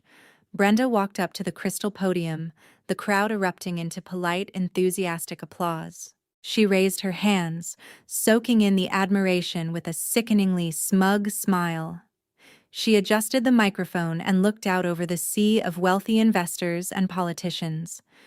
She began her speech by boasting about her family's historic roots in Colorado, detailing how they had built a real estate empire from the ground up through sheer brilliance and superior breeding. She spoke about the heavy burden of leadership and the absolute necessity of maintaining a pristine public image. Then, her tone shifted. The false humility vanished, replaced by a cold, pointed arrogance. She looked directly at the camera broadcasting the event, knowing Jamal and Clara might be watching. She stated that securing a legacy sometimes requires painful sacrifices. She said that a true empire must constantly be pruned to survive. She proudly announced that over the past week, she had made the difficult decision to trim the fat from her own family tree. She claimed she had severed ties with ungrateful, weak individuals who threatened to dilute their powerful bloodline. She spoke about cutting off those who lacked the mental fortitude to exist in their elite world, essentially bragging to a room full of millionaires about disowning her own son and abandoning her pregnant daughter-in-law. The assembled crowd, utterly unaware of the grim truth behind Brenda's pronouncements, raised their glasses in a loud salute. They lauded her perceived ruthlessness, mistaking her sheer brutality for decisive business acumen. Brenda offered a triumphant smile, lifting her own champagne flute in a toast to her supposed triumph. She truly believed herself to be the dominant force in the room. She remained blissfully ignorant of the fact that the actual apex predator was at that moment concealed in the dim recesses at the ballroom's rear, biding its time until the applause subsided for the carnage to commence. The polite ovation for Brenda gradually ebbed, yielding to the delicate chime of crystal and the low murmur of affluent guests exchanging effusive compliments. Brenda beamed, reveling in the room's undivided adoration. With a graceful turn, the diamonds adorning her neck glinting under the harsh stage illumination, she then presented the silver microphone to Tanya. Tanya advanced confidently to the crystal lectern, smoothing the front of her bespoke silk gown. She surveyed the assembly of investors and dignitaries. A powerful desire burned within her for her own moment in the spotlight, a chance to unequivocally demonstrate to everyone present that she possessed the same unyielding resolve as her mother. Tanya tapped the microphone. The sharp, amplified sound pierced the lingering conversations in the grand ballroom. She commenced by expressing gratitude to the distinguished attendees, offering hollow accolades for her mother's remarkable foresight in business. Yet, she could not suppress the urge to inflict further pain, her ego demanding it. She shifted sharply to her favored subject, her own perceived superiority over anyone she deemed lesser. Tanya leaned closer to the microphone, a distinctly malevolent gleam in her eyes. She exhaled a dramatic sigh. As my mother so eloquently put it, she purred, her voice resonating powerfully against the high, vaulted ceilings. Safeguarding a corporate legacy is a relentless pursuit. The world beyond these walls is fraught with peril, particularly for impressionable young men who find themselves beneficiaries of immense inheritances. A wave of polite laughter rippled through the throng, anticipating a clever quip. We are all familiar with someone who has squandered their life and reputation, ensnared by the allure of a desperate opportunist. Tanya's tone grew increasingly venomous. You all know precisely the type of woman I refer to. Someone from the wrong side of the social divide who views a prominent, wealthy family not as a potential partner, but as a readily accessible source of funds. The crowd's amusement intensified, entirely oblivious to the grim reality underpinning her words. It is truly lamentable to witness a man forsake a historic birthright merely to establish a superficial domestic arrangement with a woman who cannot even manage her own basic healthcare expenses, Tanya declared, her smile as radiant as if she were delivering a masterful comedic performance. Some individuals simply are not suited for our milieu. They cannot withstand the pressure, and frankly, they lack the requisite background. Consequently, we divest ourselves of them. We allow them to languish in the cold, where they truly belong. Tanya radiated a palpable sense of vindictive satisfaction. She considered it the ultimate punchline, believing Jamal and Clara to be at that very moment languishing in a stark hospital room, utterly ruined and demoralized by her mother's formidable legal team. However, Tanya did not get to deliver her next sentence. At the precise instant the audience's laughter reached its zenith, the imposing 12-foot oak and brass doors of the ballroom's main entrance were flung open with a terrifying, deafening crash. The sheer force with which the heavy wood struck the marble walls produced a reverberation akin to a physical blow, amplified over the ballroom's sound system. The laughter ceased instantly. Hundreds of heads snapped around, turning toward the venue's rear. I entered through the doorway. The deep crimson of my tailored blazer stood out starkly, like fresh blood against the backdrop of black tuxedos and pale pastel gowns. I was not alone. Flanking me on either side were two imposing corporate security escorts, clad in sharp black suits with earpieces, their faces impassive, projecting an aura of unbending authority. This abrupt, violent interruption shattered the meticulously crafted elegance of the gala. Waiters froze mid-stride, silver trays of champagne suspended. Esteemed politicians lowered their glasses in bewilderment. The string quartet in the corner abruptly ceased its melody. I did not hesitate. I offered no apology, nor waited for permission. I proceeded directly down the ballroom's central aisle. My heels clicked with sharp rhythmic precision on the polished marble floor, the sound like a ticking clock in the profound silence. The assembly naturally parted to make way, stepping aside as if sensing the immense weight of power I carried. Upon the brightly lit stage, the smug aristocratic satisfaction vanished from Tanya's expression, replaced instantaneously by sheer paralyzing shock. Brenda took a step back, her hand trembling so violently that she dropped her champagne flute. The crystal splintered against the hard stage floor, the sharp sound echoing loudly. They recognized me instantly. I was the impoverished, insignificant sister of the girl they had abandoned to perish in the snow. I was the woman they believed they had utterly crushed into submission. Yet, as I advanced toward the stage, flanked by elite security and radiating an absolute control, they finally grasped that something was profoundly, fundamentally amiss. Brenda's breath hitched, her gaze darting frantically toward the hotel management, expecting in swift intervention to eject me. But no one moved. The hotel manager, positioned near the catering stations, had already been apprised by my legal representatives.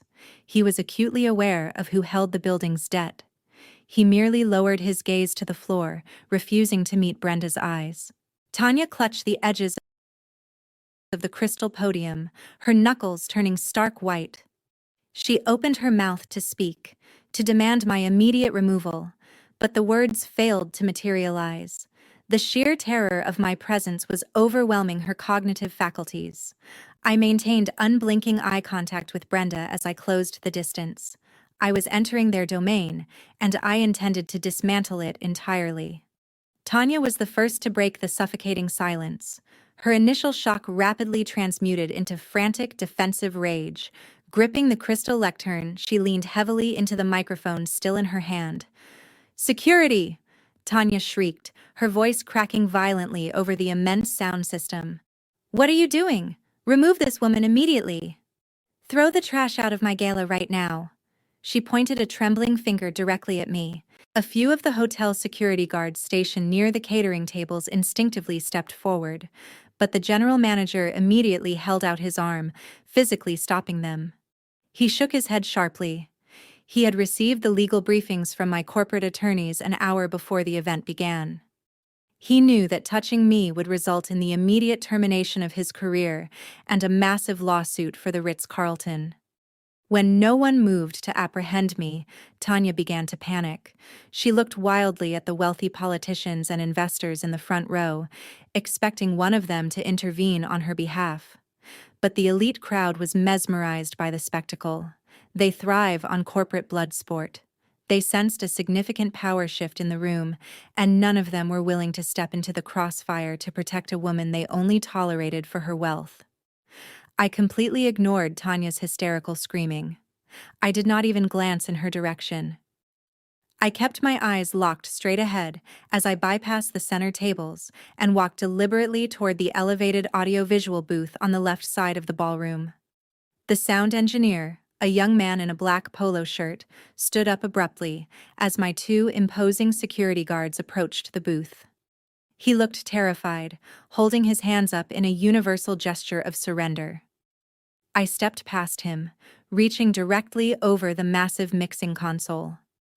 I grabbed the primary audio cable connecting Tanya's stage microphone to the main speakers and yanked it out with a sharp, decisive motion.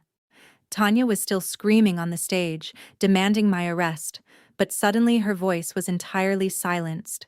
She tapped her microphone frantically, her mouth moving in silent, desperate anger. The visual of her standing there, utterly muted and powerless before hundreds of people, was absolute perfection. I picked up the master microphone resting on the engineer's desk.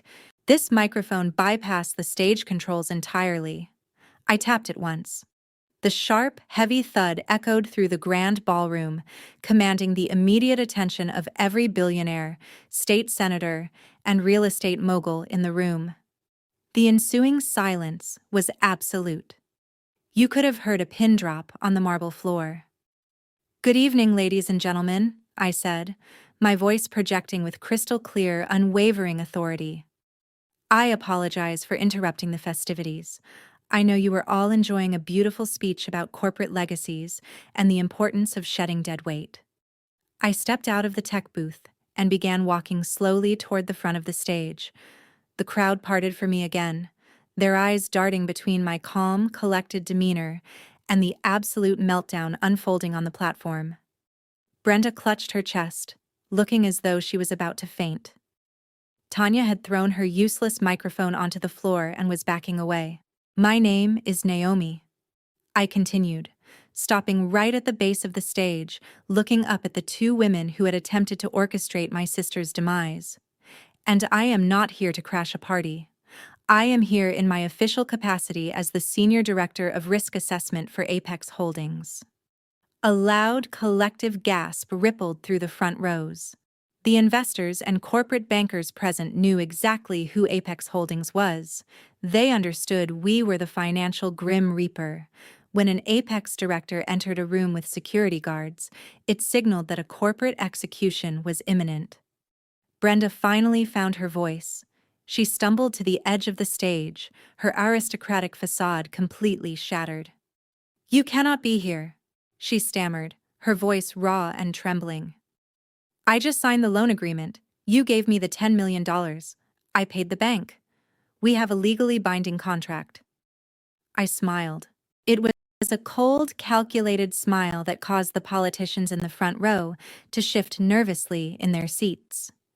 "You are absolutely right, Brenda," I said, my voice ringing out clearly for the entire ballroom to hear. "We do have a legally binding contract, a contract that required you to swear under penalty of perjury that your financial statements were completely accurate. A contract that you clearly did not bother to read before signing away your entire life." I stood at the base of the stairs leading up to the stage, my two security guards anchoring the space behind me like stone pillars. The atmosphere in the room had shifted entirely. The scent of expensive perfume and vintage champagne now mingled with the undeniable aura of sheer fear emanating from the women above me. Tanya's eyes were wide with a terror she could not conceal. She looked to her mother for guidance, but Brenda was hyperventilating, her meticulously styled hair beginning to dishevel. They had spent their entire lives treating people as disposable objects. They had abandoned my sister to freeze on a mountain, believing themselves to be untouchable deities. Now, standing under the glaring ballroom lights, they were realizing they were merely prey. I let the silence hang in the air for another moment, allowing the absolute terror to seep deep into their bones. Every single person in that room hung on my next word. I brought the microphone closer to my mouth, preparing to deliver the final financial blow. I held the microphone up, my eyes locked on Brenda's pale, trembling face. For those of you in the audience who are not familiar with corporate equity contracts, I began, my voice utterly devoid of mercy. Apex Holdings includes a specific contingency in all our short-term bridge loans. It is called an immediate recall clause. It states that if a borrower is found to have falsified financial data on their application, the entire balance of the loan is due immediately. Brenda grabbed the edge of the crystal podium to keep herself from collapsing. Her knuckles were bone white. "I did not falsify anything," she gasped, though her voice barely carried past the first row. "You claimed your commercial properties were operating at 95% capacity," I said, projecting my voice so every investor could hear her transgressions. "But internal rent rolls, which my team legally acquired, prove your buildings are completely empty. They are hovering at barely 40% occupancy. You lied to Apex Holdings. But much worse than that, Brenda, you lied to the people in this room. You committed federal bond fraud to cover your massive operating losses, using the new money to fund your luxury lifestyle while your empire rotted from the inside out." The reaction from the crowd was instantaneous. The polite, elite silence shattered into an uproar of angry shouts. Several prominent investors in the front rows, men who had undoubtedly purchased Brenda's Series B bonds, stood up, their faces red with fury. One wealthy state senator slammed his glass down on the table, pointing an accusatory finger at the stage. They realized they had been swindled by a woman masquerading as royalty. Tanya covered her face with her hands, backing away until she hit the velvet curtain. "Mother, tell them it is a lie," she cried out. But Brenda could not speak. She was hyperventilating, staring at me in absolute horror. "Because of this massive fraud, the immediate recall clause was triggered at exactly 5:00 this evening," I announced, raising a thick stack of legal documents I had retrieved from my blazer pocket. "Apex Holdings formally demanded the immediate repayment of the $10 million we wired you yesterday." "I do not have it," Brenda whispered, tears spilling over her heavily powdered cheeks, ruining her perfect makeup. "I paid the commercial bank. I paid the lawyers. The money is gone." "I know," I replied, smiling coldly. "Which brings us to the collateral. Since you could not repay the loan within the contractual deadline, Apex Holdings exercised its legal right to execute automatic asset seizure. As of an hour ago, my company formally foreclosed on your ancestral estate. Your mansion now belongs to us." A collective gasp echoed through the ballroom. The absolute destruction of a historic Colorado dynasty was unfolding live on stage, but we did not stop there. I continued, taking a step closer to the stage. "When you defaulted on our loan, it triggered a cross-collateralization clause with your primary commercial lenders. We bought up that toxic debt for pennies on the dollar. So, Brenda, it is not just your house. Apex Holdings just foreclosed on your entire real estate firm. We own your empty commercial buildings. We own the fleet of luxury company cars parked outside with the valet. And because your firm held the master commercial lease on this specific hotel property to host your exclusive events, we just foreclosed on the very ballroom you are standing in." The sheer magnitude of the loss hit Brenda like a physical blow. Her knees buckled, and she collapsed onto the hard stage floor, her expensive emerald gown pooling around her. She was no longer a powerful matriarch dictating terms. She was a broken, bankrupt fraud, sitting in the ruins of her own arrogance. "You have absolutely nothing left," I said, my voice dropping to a harsh, cutting tone that silenced the murmuring crowd. "Your credit is destroyed. Your company is liquidated. Your bank accounts are frozen. You spent your entire life treating people like garbage because you thought your money made you superior. You tried to murder my sister and steal her child because you thought you could buy your way out of the consequences. But you forgot one crucial rule of corporate survival, Brenda. There is always a bigger shark." Tanya fell to her knees next to her mother, sobbing hysterically. The custom silk dress she had bragged about was now merely a symbol of the massive debt she could never repay. The elite crowd did not offer them an ounce of sympathy. They were too busy pulling out their cell phones, frantically calling their wealth managers to dump any stock tied to Brenda's family name. The untouchable empire was dead. The ballroom instantly descended into absolute, uncontrollable chaos. The polite murmurs of the elite crowd morphed into frantic shouts and panicked directives. Men in tailored tuxedos darted toward the exit doors, completely abandoning formal gala decorum. They were desperately pressing cell phones to their ears, barking orders at their wealth managers to liquidate every single asset tied to Brenda's real estate portfolio before the markets opened on Monday morning. I watched a prominent state senator, a man who had just been toasting Brenda's superior bloodline, literally shove past a waiter to escape the toxic fallout of her collapsing empire. The illusion of high society loyalty vanished in seconds. In the corporate world, there are no friends when the money disappears. On the stage, Brenda's shock finally boiled over into pure, unhinged hysteria. She scrambled to her feet, her expensive emerald gown catching under her heel and tearing audibly. She didn't care. She lunged toward the edge of the stage, her face twisted into a terrifying mask of absolute hatred. She pointed a trembling finger directly at my face. "You set me up!" Brenda screamed, her voice cracking wildly. "You planned this. You are a disgusting, manipulative criminal. I'm going to sue you for everything you are worth. I will drag you through the federal courts until you are begging for mercy. You cannot take my home." My two security guards immediately stepped forward, placing themselves firmly between me and the stage. I did not even flinch. I just looked up at her and offered a slow, deliberate nod. "I did plan this, Brenda," I replied, my voice perfectly steady through the microphone, slicing through her hysterical screaming. "I planned it the exact second you decided to leave my pregnant sister on a freezing mountain highway. And you cannot sue me. You signed the contracts willingly. You committed the fraud. You dug this grave with your own sheer arrogance, and I simply pushed you inside."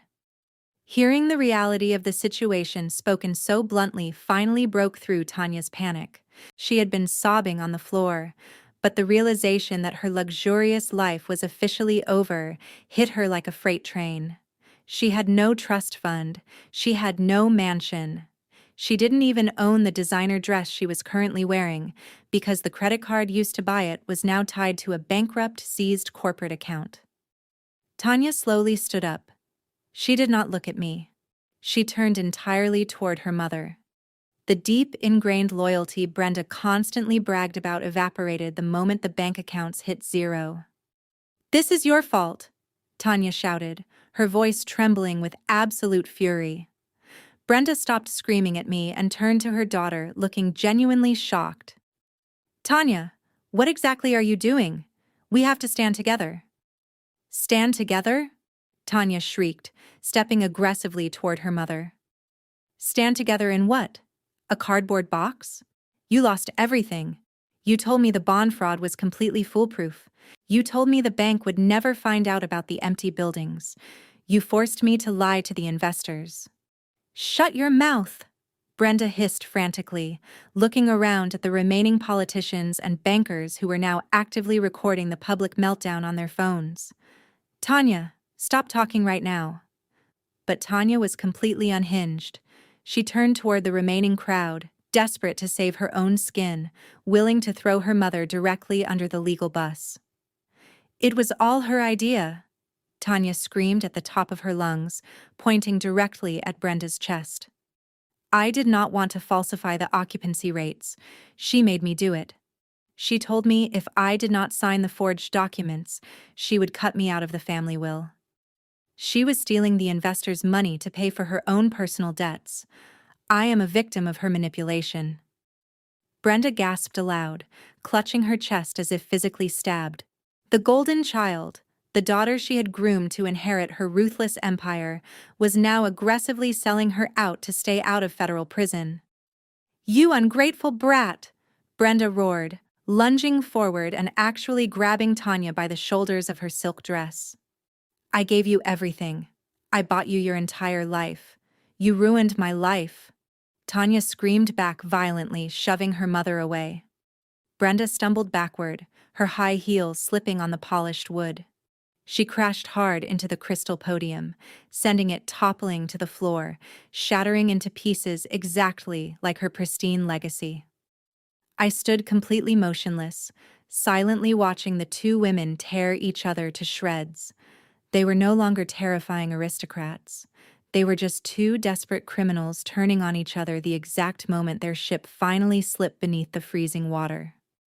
I stood completely unfazed, a silent observer in the center of the storm I had created. The stage of the grand ballroom had transformed into a grotesque gladiator arena.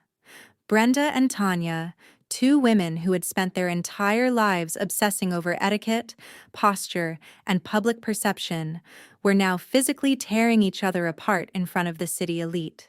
Tanya violently shoved her mother backward, her perfectly manicured nails catching the delicate fabric of Brenda's custom emerald gown, ripping it further along the seam. Brenda retaliated by slapping Tanya across the face, a sharp, echoing crack that momentarily stunned the younger woman before she lunged forward again. They shrieked venomous insults, airing decades of toxic family secrets, completely oblivious to the hundreds of smartphone cameras recording every single pathetic second. The wealthy investors and politicians who had not already fled the venue were gathered near the exits, their eyes wide with morbid fascination. Brenda had spent a fortune renting this ballroom and inviting the most powerful people in Colorado to witness the absolute peak of her corporate dominance. Instead, she had paid for an audience to broadcast her complete and utter destruction. I watched as Tanya backed away from her mother, pointing frantically at the crowd, begging anyone to listen to her. She screamed that she was willing to turn state evidence, that she had emails proving Brenda masterminded the entire bond fraud scheme. Brenda shrieked in response, accusing Tanya of skimming hundreds of thousands of dollars from their corporate charity fund to pay for her extravagant vacations. They were literally doing the federal prosecution's job for them, entering verbal confessions into the public record out of sheer, desperate spite. I let them fight for a few more minutes. I wanted them to completely exhaust themselves. I wanted them to feel the absolute rock bottom of their humiliation. When Brenda finally dropped to her knees again, gasping for air and clutching her ruined dress, and Tanya stood over her, hyperventilating and mascara streaming down her face, I decided it was time to end the spectacle. I signaled the two massive security guards flanking me. They stepped forward in perfect synchronization, their heavy boots thudding against the stage floor, creating a physical barrier between the two hysterical women. I raised the master microphone to my lips. I tapped it once, a sharp, deafening pop of audio feedback that instantly silenced the remaining murmurs in the grand ballroom. Brenda and Tanya both snapped their heads toward me, their chests heaving, their eyes wide with the hollow, terrified look of cornered prey. "You thought you were untouchable," I said, my voice cold and echoing through the massive speakers. "You thought you could take a pregnant woman, strip her of her dignity, leave her to freeze to death in the middle of nowhere, and just write a check to make the problem disappear. You believed that your bank accounts gave you the divine right to play God with my family." Brenda stared up at me from the floor, her breathing ragged. "You took my home?" she choked out, her voice barely a raspy whisper. "You took my company. You took every single dime I have. Are you satisfied now? What else could you possibly want from me?" I took a slow, deliberate step toward her, my heels clicking sharply against the polished wood. I looked down at her ruined aristocratic facade, feeling absolutely no pity for the monster crouching at my feet. "You misunderstood the entire purpose of my visit tonight," I replied, keeping my voice incredibly calm. Foreclosing on your company and taking your mansion was just standard corporate procedure. That was just business. But what you did to my sister on that mountain was personal.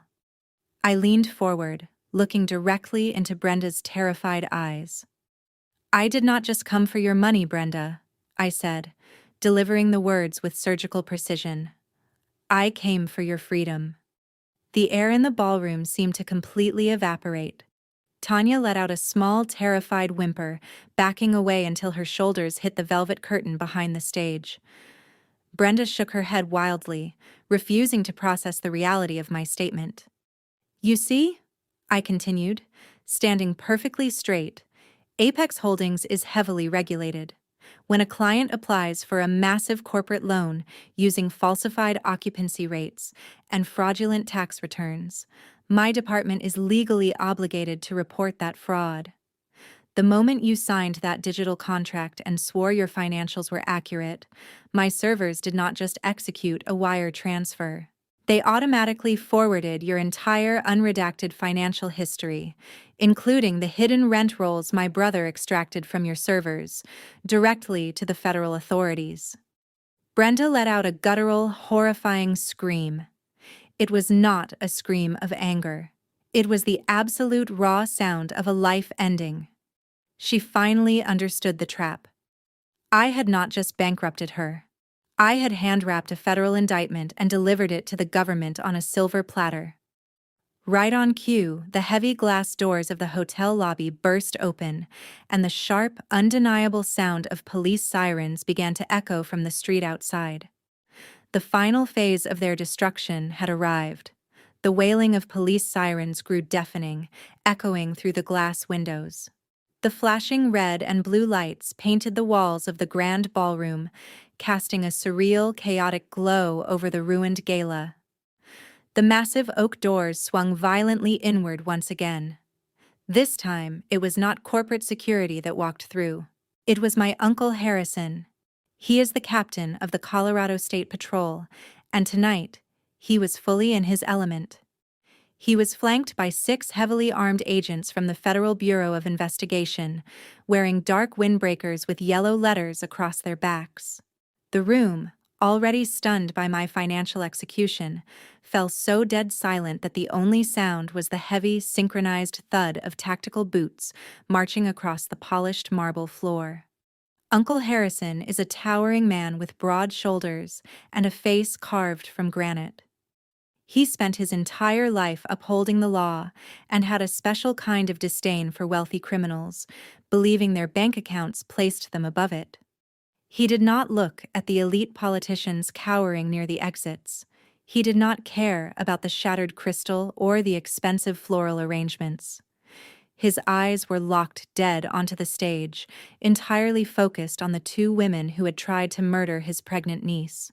He marched straight down the center aisle, the federal agents fanning out behind him to secure the perimeter.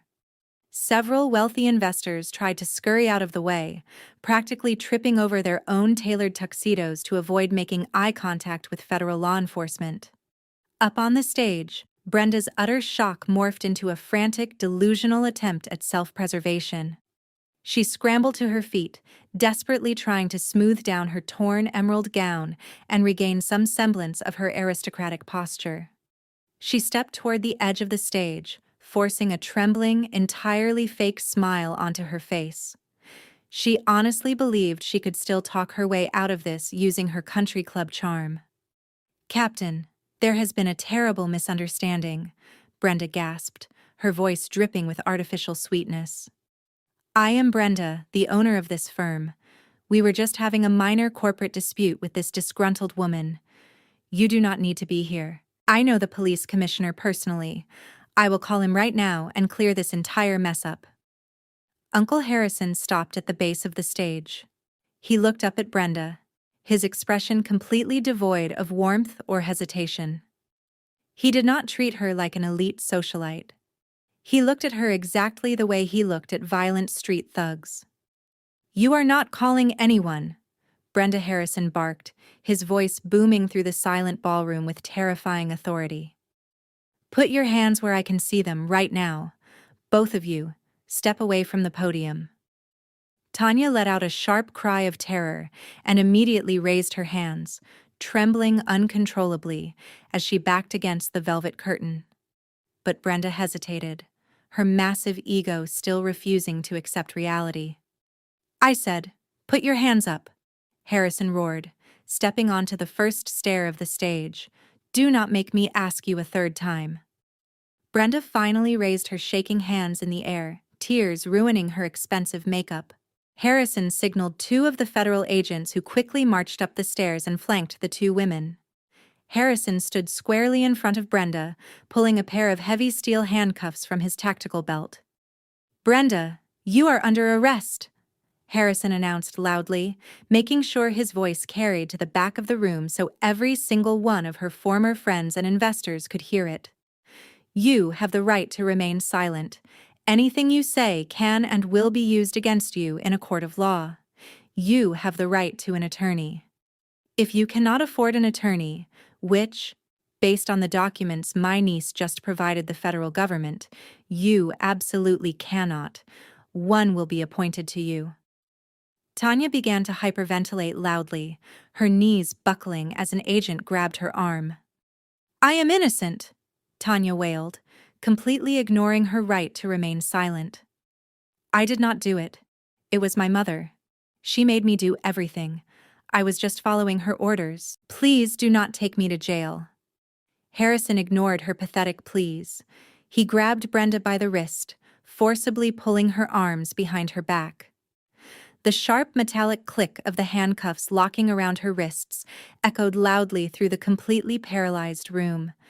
It was the beautiful sound of absolute, irreversible justice finally arriving. The fake, arrogant aristocracy was completely dead. It had been brutally replaced by cold steel, massive federal wire fraud charges, and the horrifying reality of a very long prison sentence.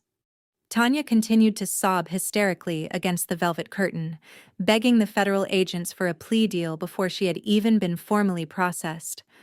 Uncle Harrison turned his sharp gaze toward her.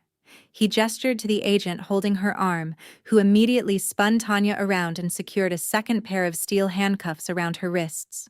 The sound of the metal locking made Tanya wail even louder, her custom silk dress now completely wrinkled and stained with her own tears.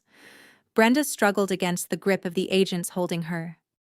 "You cannot do this," she spat, her voice trembling with a mixture of terror and lingering entitlement. "I am a respected business owner. You cannot arrest me for wire fraud just because a predatory lending company fabricated some rent documents. I will have my lawyers tear this apart by tomorrow morning." Uncle Harrison let out a deep, humorless chuckle. He stepped closer to Brenda, his massive frame casting a long shadow over her. "You are not going to need a corporate lawyer," Brenda Harrison said, his voice deadly calm. "You are going to need a criminal defense attorney, and frankly, even the best one in the country could not save you from the evidence we have. The federal wire fraud and conspiracy charges are just the appetizer. They will undoubtedly put you in federal prison for a decade. But that is not why I am personally here tonight." Brenda stopped struggling. A new, deeper wave of fear washed over her face. "What do you mean?" she whispered. Harrison squared his shoulders. "I am the State Patrol captain. I do not usually execute corporate fraud warrants. I am here to personally arrest you and your daughter for reckless endangerment, aggravated assault, and attempted murder in the second degree." The ballroom, which had been buzzing with the quiet, panicked whispers of the remaining guests, plunged back into absolute stunned silence. The elite crowd stared at Brenda in pure horror. Financial fraud was one thing in their world, but attempted murder was an entirely different level of depravity. "That is a lie," Brenda screamed, her face turning a sickly shade of pale. "I never tried to kill anyone. We just played a prank. We left the girl on the road to teach her a lesson. We were going to go back for her. You have absolutely no proof of any intent to harm." Harrison reached into the interior pocket of his heavy tactical jacket. He did not pull out a weapon. He pulled out a clear plastic evidence bag. Inside the bag was the exact piece of paper Brenda had thrown onto Clara's hospital bed just 3 nights ago. "Do you recognize this?" Harrison asked, holding the plastic bag up so the stage lights illuminated the signature. "It is a check for $10,000 signed by your hand, dated the exact night my niece was abandoned in 12 degrees weather." Naomi handed this over to my detectives the moment she left the intensive care unit. "This is not just a piece of paper, Brenda. This is documented proof that you knew exactly what you had done, and you attempted to bribe the victim to cover up a violent crime." Brenda stared at the check inside the plastic bag, her mouth opening and closing without a single sound coming out. She looked at me standing a few feet away. I offered her a slow, cold smile. I told her in the hospital that the check was an admission of guilt. She was just too arrogant to believe me. But we did not stop there. Harrison continued, dropping the check back into his pocket and pulling out a folded, printed report. He held up the papers for her to see. "When Naomi alerted us to the situation, my team immediately secured a warrant for the onboard computer of your luxury SUV. We extracted the GPS tracking data and the internal door lock logs from that night." Tanya let out a choked gasp, realizing exactly what the data would show. "The logs clearly show you driving up Route 82, Harrison stated, reading from the report. "They show you pulling over on a desolate stretch of highway. The sensors record the rear passenger door opening. 3 seconds later, the computer shows the driver manually engage the child safety locks and the primary door locks. You then idled for exactly 14 seconds watching her stand in the freezing wind before you accelerated aggressively back toward Denver. That is not a prank. That is a premeditated attempt to eliminate a pregnant woman. This concludes the entire charade." Harrison stepped back and nodded to his federal agents. "Take them straight to the holding cells downtown," he commanded. The elite guests watched the absolute downfall. Brenda broke down. The federal agents did not show a single ounce of sympathy for the ruined aristocrats. They flanked Brenda and Tanya, gripping their arms firmly to prevent any sudden movements. Uncle Harrison took the lead, carving a path through the stunned crowd of elites. As they were marched toward the exit, the reality of the situation finally seemed to crush whatever fight Brenda had left in her. She kept her head down, her meticulously styled hair falling across her face, trying to hide from the harsh glares of the people she had spent her life trying to impress. Tanya, on the other hand, was an absolute mess. She tripped over the hem of her ruined custom silk dress, her knees buckling every few steps. She continued to sob loudly, pleading with the agents, promising the money she no longer possessed if they would just take the handcuffs off. As they approached the massive double doors of the grand ballroom, the hotel management scrambled to hold them open. The procession moved out into the opulent Ritz-Carlton lobby. The marble floors, usually reserved for quiet, wealthy patrons, echoed with the heavy boots of law enforcement and the hysterical cries of a disgraced heiress. I followed closely behind them, watching the absolute destruction of their false empire play out in real time. I wanted to see every single second of their downfall. But the true humiliation was waiting for them just outside the hotel's glass doors. Dominic is incredibly thorough. When he hacked their servers and discovered the massive federal bond fraud, he did not just prepare the financial documents for Apex Holdings. He also compiled a detailed anonymous press package. An hour before the gala began, he had emailed that package to every major news outlet, financial reporter, and local television station in Denver. He tipped them off that the matriarch of one of Colorado's oldest real estate families was about to be arrested for massive corporate fraud and attempted murder right in the middle of her own 35th anniversary gala. The moment the automatic glass doors of the hotel lobby slid open, the cold night air rushed in, accompanied by the blinding, chaotic flash of dozens of camera strobes. A massive crowd of reporters, cameramen, and journalists had completely swarmed the red carpet outside the Ritz-Carlton. News vans with their satellite dishes raised were parked illegally along the curb, their bright headlights illuminating the scene. As Brenda and Tanya were shoved out into the freezing night, the press erupted. Microphones were thrust aggressively toward their faces. Reporters shouted rapid-fire questions, demanding to know if the allegations of faking occupancy rates were true, and asking how a mother could intentionally leave her pregnant daughter-in-law to freeze on a mountain pass. Brenda flinched violently, turning her face away from the blinding camera flashes. She tried to hide her handcuffed wrists beneath the torn fabric of her emerald gown, but it was useless. The heavy steel caught the light perfectly, a glaring symbol of her absolute failure. Tanya shrieked at the cameras, trying to kick at a photographer who got too close, which only caused the federal agents to tighten their grip and march her forward even faster. The perp walk was a brutal, agonizingly slow procession down the red carpet that Brenda had paid for to celebrate her own greatness. Now that same carpet was the stage for her total public humiliation. The footage of them being shoved into the back of heavily armored federal transport vehicles would be broadcast on every morning news show in the state. Their faces, contorted in fear and disgrace, would be splashed across the front pages of the financial journals they used to read over their expensive brunches. I stood just inside the warm hotel lobby, watching the federal vehicles peel away from the curb, their sirens wailing into the Denver night. The reporters immediately began interviewing the shocked gala guests who were now flooding out of the building. The empire was officially dead. I turned away from the glass doors, pulled out my phone, and dialed Jamal. He answered immediately, the quiet hum of the hospital room audible in the background. "It is done," I told him, my voice calm and steady. "They are in federal custody. The company is foreclosed. They cannot hurt you or Clara ever again." Jamal let out a long, heavy exhale. "Thank you, Naomi," he said softly. "I owe you everything." "You owe me nothing," I replied. "Just take care of my family and my niece." I hung up the phone and walked out of the hotel through a side exit, completely unnoticed by the frantic press. The cold mountain air felt incredibly crisp and clean. The financial execution was complete. Now all that was left was the final, undeniable judgment of the law. 6 months passed since the night the empire shattered.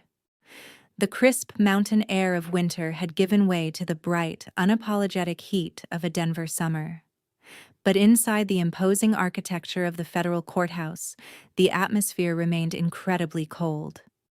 I sat in the second row of the gallery, wearing a sharp charcoal suit. Next to me sat Clara, looking healthy, radiant, and entirely at peace. Jamal sat on her other side, his hand resting gently over hers.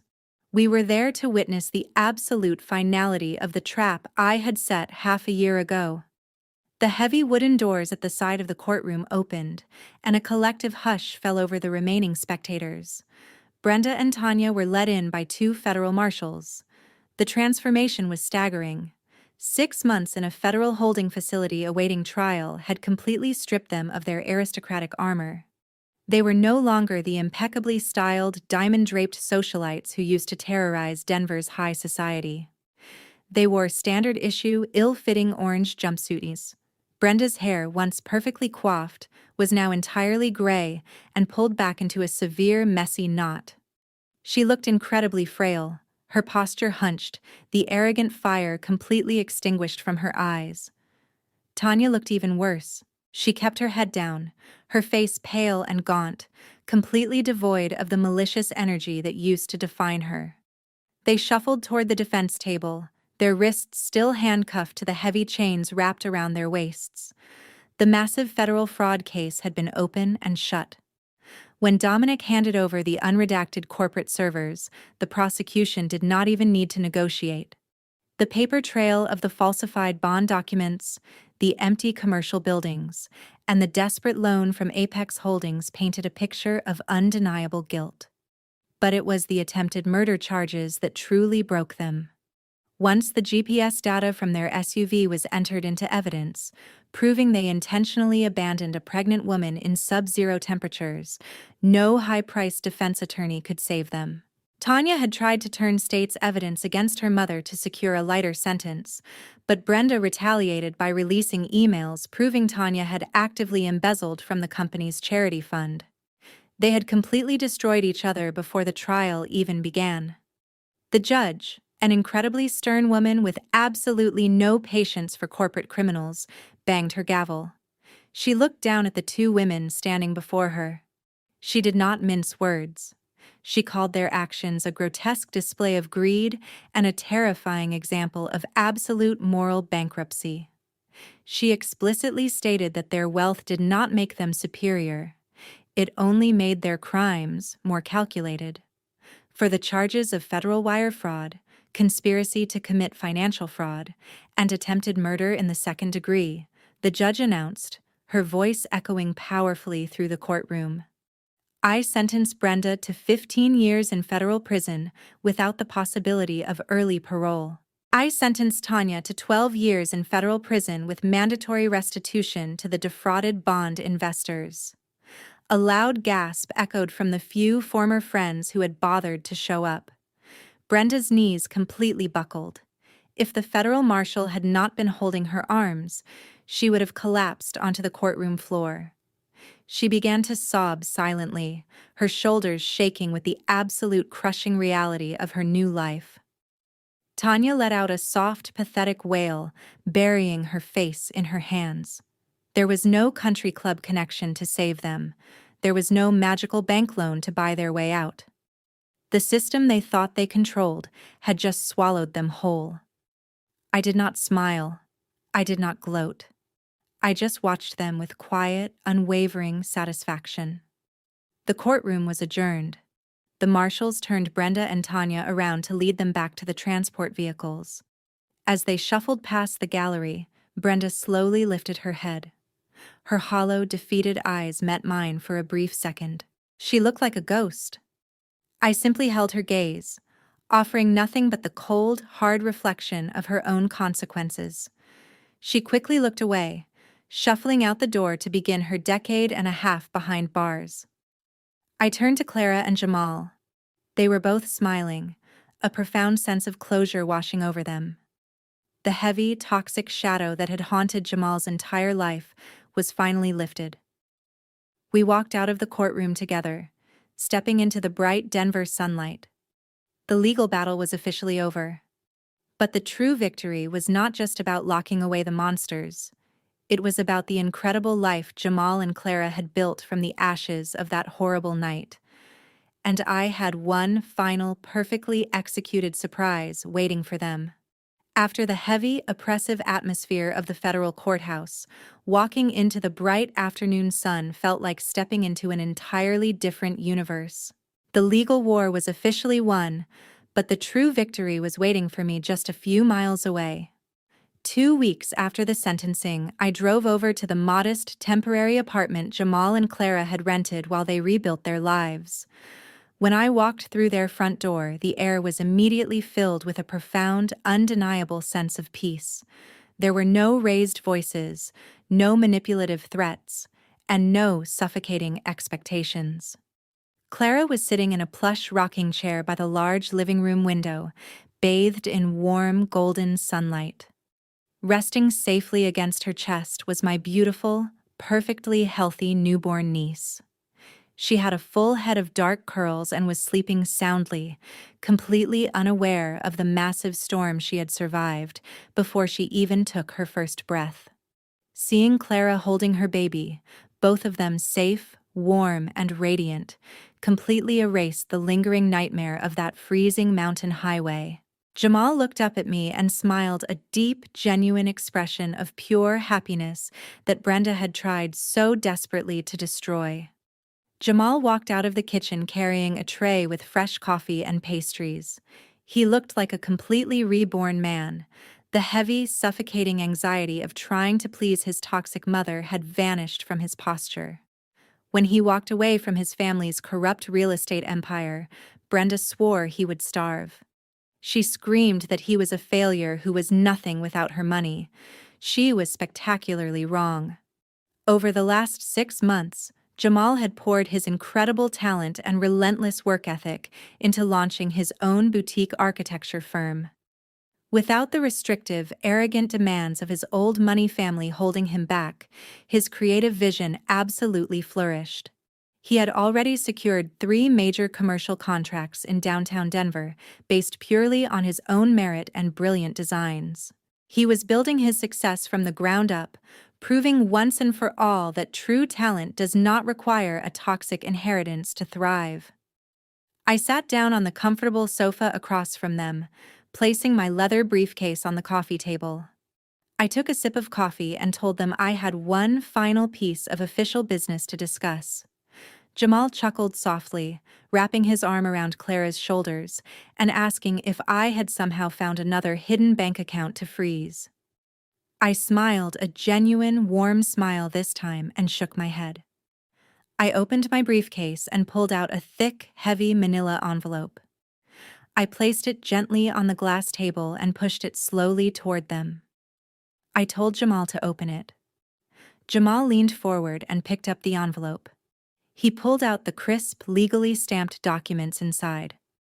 As his eyes scanned the thick parchment, his casual smile faded, replaced by a look of absolute, unadulterated shock. His jaw slowly dropped. Clara shifted the sleeping baby slightly to look over his shoulder, her eyes widening in disbelief. It was a property deed. Specifically, the deed to a massive, sprawling $12 million estate. But it was not just any luxury estate. It was the exact same ancestral mansion that Brenda had recklessly used as collateral for her fraudulent Apex Holdings loan. When my company officially foreclosed on the property, it was quietly put up for a private corporate auction. I used a significant portion of my own trust fund to buy it outright. I paid for the entire property in cash. There was no mortgage, no debt, and absolutely no toxic strings attached. And the names printed boldly on the title transfer were Jamal and Clara. I looked at my brother-in-law, who was completely speechless, staring at the paper that officially made him the true master of the very house he was raised in. I told him that Brenda thought she could weaponize that estate to control him. She used the promise of inheriting that home as a chain around his neck. Now, he and Clara owned it free and clear. I told them they were going to raise their beautiful daughter in those massive halls with nothing but love, respect, and warmth. They were going to rewrite the entire legacy of that property, replacing decades of cold arrogance with genuine family joy. Clara had tears streaming down her face. She reached out with her free hand to grasp mine, squeezing it tightly. Jamal looked up from the deed, his eyes shining with unshed tears of profound gratitude. He did not need to say a word. The monsters were locked away in federal prison, the toxic empire was completely dismantled, and our family was finally untouchable. Thank you for listening to my story. If you believe that toxic people always get exactly what they deserve in the end, hit the like button and subscribe to the channel for more authentic stories of resilience and justice. Let me know in the comments below how you would have handled a mother-in-law like Brenda. Stay strong, always protect your peace, and never let anyone underestimate your true worth. The story of Naomi, Clara, Jamal, and the catastrophic downfall of Brenda's empire serves as a powerful testament to the destructive nature of arrogance and the profound strength found in quiet resilience. Brenda and Tanya operated under the delusion that their status and perceived wealth gave them the absolute right to control, abuse, and discard others. They equated cruelty with strength and money with invincibility. However, their loud, performative elitism was ultimately a fragile mask, hiding massive insecurities and illegal activities. They mistook cruelty for strength and wealth for invincibility. Yet, their boisterous performative elitism was, in the end, a flimsy facade masking profound insecurities and illicit vulnerabilities. This narrative serves as a stark reminder. True power requires no constant self-proclamation. Those who genuinely wield strength, be it financial, intellectual, or emotional, do not employ it to oppress the vulnerable. Instead, they leverage it to nurture and safeguard their loved ones. Conversely, Jamal and Naomi embody the ultimate antidote to toxic manipulation: unwavering integrity. Jamal's pivotal decision to renounce his vast inheritance to shield his wife demonstrates that severing ties with toxic family members, regardless of the immediate financial sacrifice, is often the crucial first step towards authentic liberation. Simultaneously, Naomi's strategic dismantling of Brenda's empire illustrates that while unassuming, quiet individuals might appear readily exploitable to a narcissist, their silence often conceals a formidable wellspring of competence. You needn't descend to a bully's level of clamorous, chaotic aggression to triumph over them. Calculated patience, emotional intelligence, and resolute boundaries will invariably expose their decaying foundations. Essentially, the central takeaway is unambiguous. Arrogance is a self-constructed predicament, and the most secure stronghold an individual can erect is one built upon honesty, diligent effort, and unconditional devotion to those who genuinely hold significance. Take a moment today to assess the relationships in your own life and find the courage to decisively depart from any detrimental dynamics that are eroding your peace.